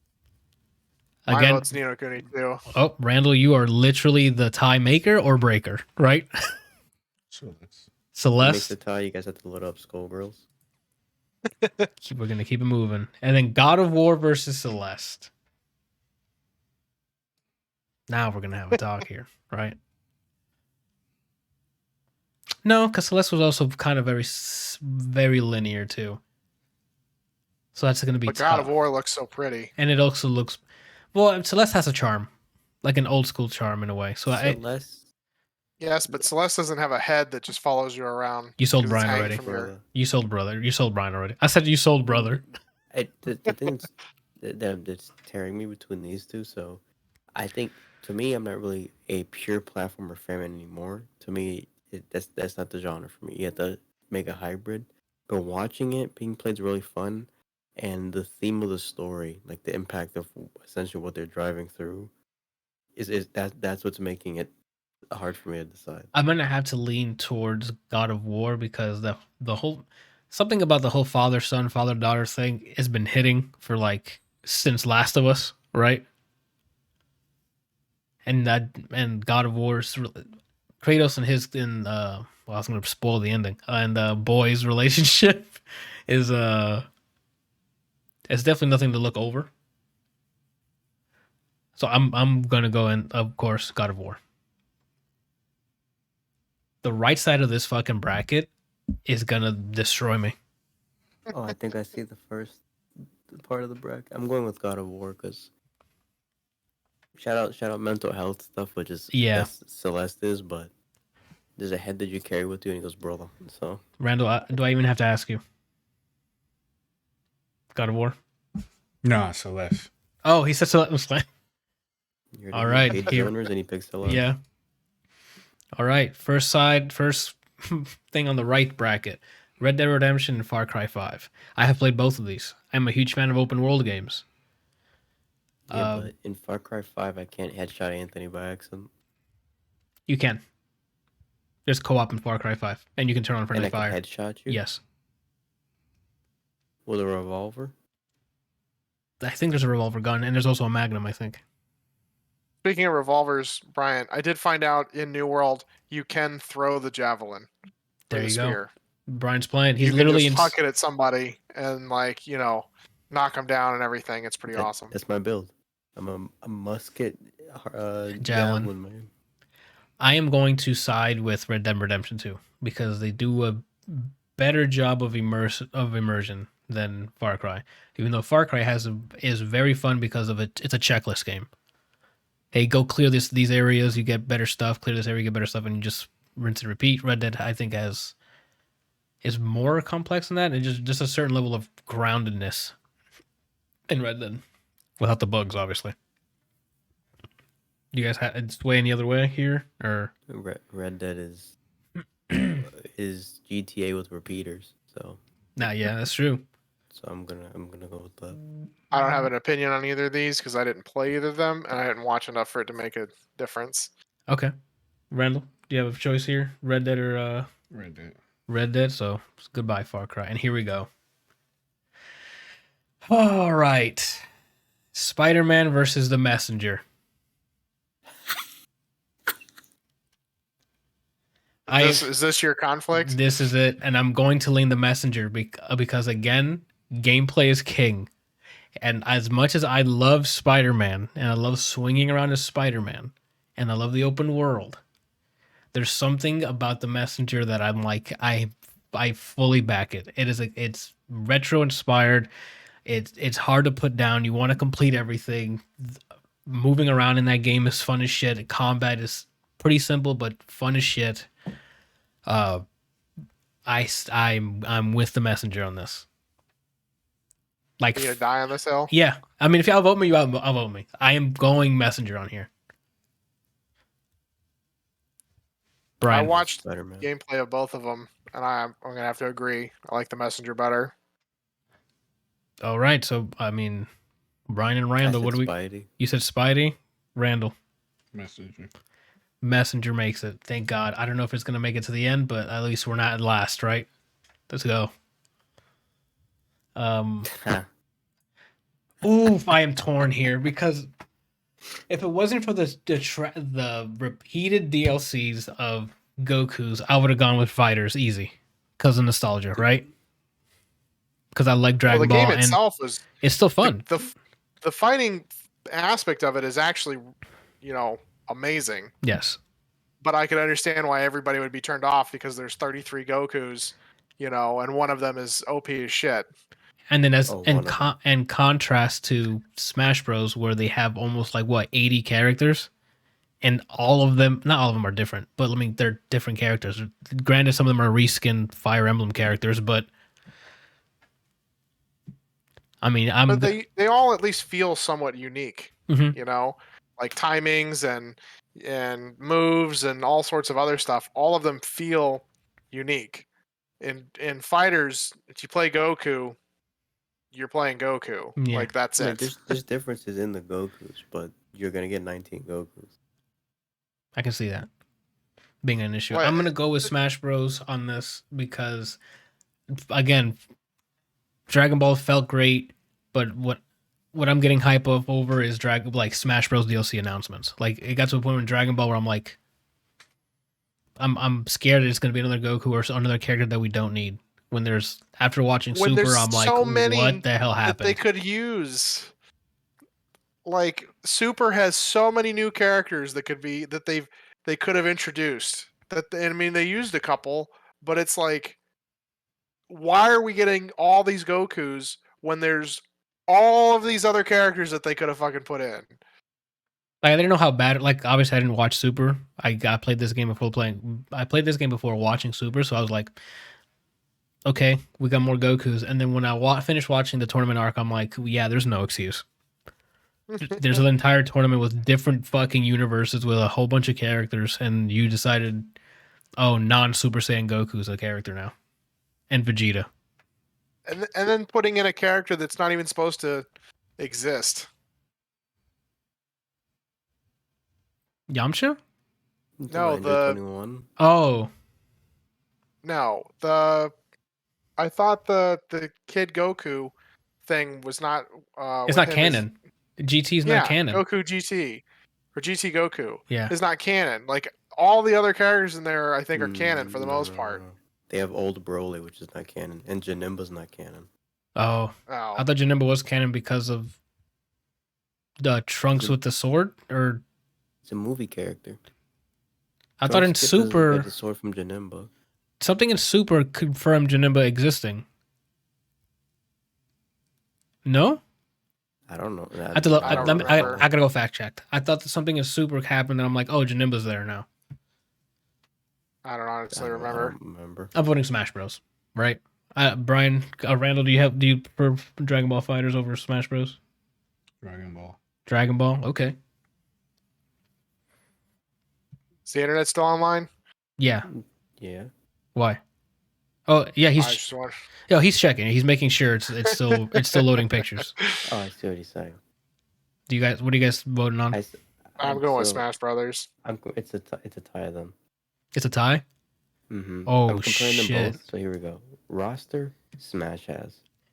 Online, both awful. So none of them get the point. Gotcha. Hold on, Brian. Before you keep going, chat be our tiebreaker. Let's go. Whoever's watching, Smash Bros. Or Dragon Ball. Brian, continue.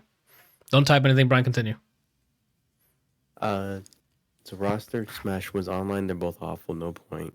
Gameplay alone, this game carried the spirit of Marvel when we didn't get a Marvel game that was respected by the developers. Okay.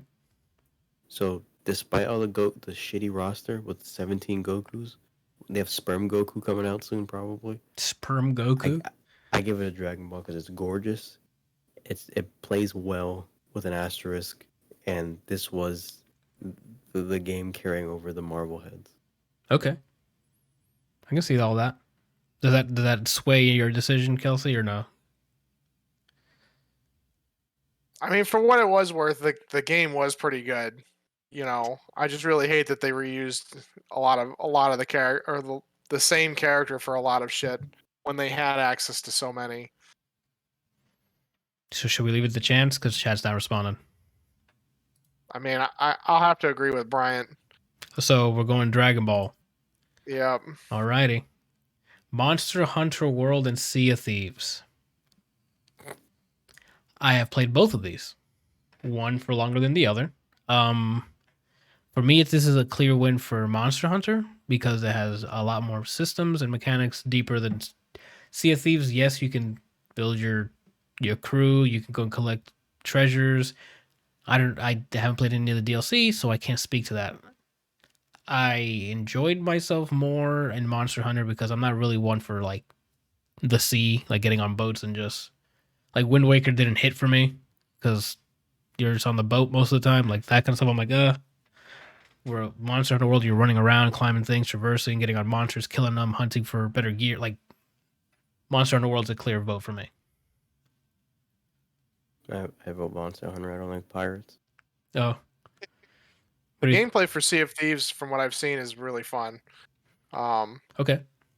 Monster Hunter, like I've always liked that style of gameplay, though. So Uh-huh. I'm gonna have to give it to Monster Hunter. Randall, what are you thinking? I don't know either one. Okay. So Monster Hunter. Okay, we're back.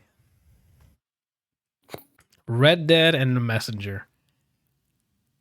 I don't have objectivity here. I want this to win. So The Messenger, right? Like that was I think my game of the year that year. Red Dead I loved. Open world, the story's great. But again, the quality of time I had with The Messenger, it's The Messenger. What are your Messenger? What about you? What are you guys thinking? Messenger. Well, Messenger. I mean, Red Dead, the aesthetic, and I've only done multiplayer. I don't even think I watched the story. It's cool, but The story's really good. I don't know. Messenger feels more like something I would have played if I cared enough to play the game. Like I love Ninja Gaiden games, and this is kind of this is like for the Ninja Gaiden people who can't move on. No, because I'm not a Ninja Gaiden person. I'm really bad at those. Oh yeah, watch this. Love the Ninja Gaiden games. Is this everyone for Messenger, or is it, or Kelsey? What did you say? I'm for Messenger. All right, I can't believe this. I think my son will kill me right now if he saw what was happening. Yeah. Dragon Ball Fighters and Monster Hunter World. I have put more time, I think, into Dragon Ball Fighters. I am going to.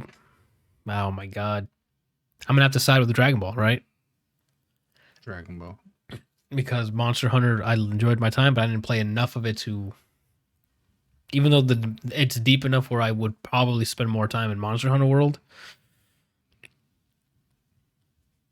But I guess nostalgia. They made a really good Dragon Ball fighting game. So I'm going to go with Dragon Ball. The gameplay for Monster Hunter games was never for me because I wanted more than just hunting monsters. But in world, that free roaming little mission, those areas made me Expeditions, really man. enjoy it for the bit that I played, but the spirit of Marvel tells me to pick Dragon Ball. What are you thinking, Kelsey? Dragon Ball Fighters. Yeah, we're gonna lose subscribers like immediately, right? I don't have to speak anymore when it comes to the right side of the bracket, right? Messenger. I'm going Messenger easy. This is as far as the spirit of Marvel gets because I don't want to see many more Gokus. So I'll go Messenger. Kelsey, what are you thinking? Also gonna give the Messenger. Now the fight of 2019. God of War and the Messenger. God of War. God of War. Monster Hunter. You picking God? I picked God of War. Yeah. Yeah. So you guys, vote me. I'm picking Messenger. So our. Oh, there it is. There's the final bracket there. Wow. Let's do this. Do this. You This guys is are the pick- split screen losers list of 2019 best fucking games. 2018. 2018. Excellent. you're If doing it can even 2011 be next? seen. No, we're not doing 2011. I just want to do that real quick as a mock-up of what we're probably doing this year for our top 10. Like, not as the joint collective top 10s. But it's going to be our submissions, right? Like, it's not going to be Right. this template I found. So I guess if you enjoyed that, that's what we're going to be doing near December Oh, time. I enjoyed it. Except with movies, games, and then song tracks. So get ready for that. I mean, I took Messenger as far as I go, but I knew the second I saw God of War on there, I'm like, I'm not winning this. All right. That about wraps up the episode. Randall, what are you doing this week? Work. Gym. Art. The usual. Nothing new. Different. Probably work more on my clothing line more this week. That's about it. Okay. Yeah, Okay. Randall, work more. how's your gaming setups coming? You all ready to stream? He is. He literally has nothing to say anymore. He literally is good to go. He is Gucci. So when we do this, you remember the Steel Assault bet, right? Yeah. Okay. Just letting you know that we were. You can hear the defeat in his voice already. He's probably played the game already. You can, I haven't. you I have can- no hours on record. I was waiting until I stream to show you that I have 0 hours on record. One try. I'm waiting for like him to literally just go in there like a fucking prodigy and just one tap that entire level. I'm gonna be really fucking sad for you. Right now. We'll sort that out, I guess. Kelsey, what are you doing this week? Probably continuing to play some New World. Hit that 60. Yeah, I'm at 57. I think I told you guys at the beginning I got beat out for 60 in our company. Yeah. I mean, I'll come up with a time that I'm like able to sit down and stream the thing. We'll probably not do it this weekend, but maybe next weekend, Okay. and we'll figure out something so that everybody can watch, and then we can start scheduling out Randall's stream Hell times. yeah. I'm gonna schedule his programming, what time. He's gonna work on his overlays. We're out here, dude. He's gonna have Ed 209 in the chat that he's been working on. He's gonna be, let's go. It'll be ready to use. Randall, are you gonna be on Twitch or are you gonna be on YouTube? Oh, that's a good question. I'm Yeah. glad you guys are so confident. He didn't rule out Facebook gaming. Mm. No, that's been going down recently. I would not recommend on that. Yeah, check this Facebook. out. All right. Brian, what you doing this week? Checking this out. Tomorrow, what am I doing? Probably just working on stuff or doing things. I don't know yet. Okay. Something productive. Whatever draws me to it first. Okay. Wednesday, for sure, we're playing some. Right? But then Yeah. on Thursday, right? I don't know. Probably maybe another productive day. If I'm feeling lazy, I might just play something. I don't know what. Okay. And then Friday is a Metroid day. I feel that. All right. Sounds good. Anthony. What's up? What are you doing this week? Oh shit! I'm glad you asked. Anthony. What's up? I'm glad you asked. Oh man. Tomorrow, I'm hoping I can finish Days Gone. I thought I was gonna finish it last week. I can like smell the ending, right? Like I'm almost there. What's up, Brian? What you need to do is fix your fucking thumbnails. And that too, because I think, to my knowledge, up until like what stream did you catch it on? I don't remember. I think the Battlefield one. The Battlefield. I've been What's putting going on? so because I haven't been doing like the recording and episode 1, episode 2. I just been doing this stream and then the date. I've been putting 2020 for the past who knows how many months. I wonder why you're single. Yeah, so on the thumbnail say, Days Gone 2020 dash this month instead of 2021. I look at your videos all the time. I've never noticed that. Is it big? Yeah, it's under like usually wherever the game logo is, like near the game logo, I put usually the date. And when I streamed it, like recently since I switched to YouTube. And Brian, I think during during Battlefield, he's like, "Yo, why does it say 2020?" And I'm like, like you know how we like glass breaks from How I Met Your Mother? That's what happened. I'm like, yo, there's been like 20 fucking streams since I moved over. And sure enough. Well, I mean, it's playing the game now, so you can't see. No, these are thumbnails. Oh, but that's an edited one. Or that's a cut one. Like, look at the one underneath of it. Days Gone, 2020. Where? Top right. You let the video play. You said it's under. Yeah, it's top right. Where the. Anyway. Did you random interjection? Did you guys see the who's gonna play Adam Warlock in the Guardians movie? They announced it? No, I didn't know. Yeah, the dude from Shameless, the kid. I think he's from Shameless. Meet the Millers. You guys are just saying words. Yeah, I need to go look this up. Maze Runner, Meet the Millers. I think he was the one that was gay. It's Will Poulter. Will Poulter, Poulter. That's not from Shameless. He's not from Shameless. No, you're thinking of somebody else. You think of the guy who plays Joker in Gotham or whatever. Okay. You thinking of the guy from Fallen Order, probably? Yeah, that's what you're thinking of. The guy who plays in that Jedi game you got you and he's from Shameless? Yeah. Okay. Oh, this kid. I know. Okay, I know him from Meet the Millers, or We Are the Millers. Oh, Jason Sudeikis' movie. That's what you're talking about? And he plays the son? The one. He plays the dumbass kid that just buys pot from him, and they go on the trip. Yeah. Oh, I'm cool with that. His facial structure looks like the comic book guy. Yeah, I'm down. What does he look like right now? That's the most recent picture? I don't know if it's the most recent picture. I don't know when these are taken. I just want to see the Marvel transformation he's about to go through. Oh, yeah. The before and after? Yeah, you're right. He's going to get fucking yacked. He's 5'4", so after trading, he's going to be 6'3". Yeah, I can see that. He's only 5'4". Holy crap. I'm just throwing numbers out. Oh. Really? 5'4"? He's throwing numbers out, he said. And then Days Gone tomorrow. Wednesday, we're definitely playing a lot of, as Brian mentioned, so we're doing that. And then on Thursday, we're going to keep playing Resident Evil Village.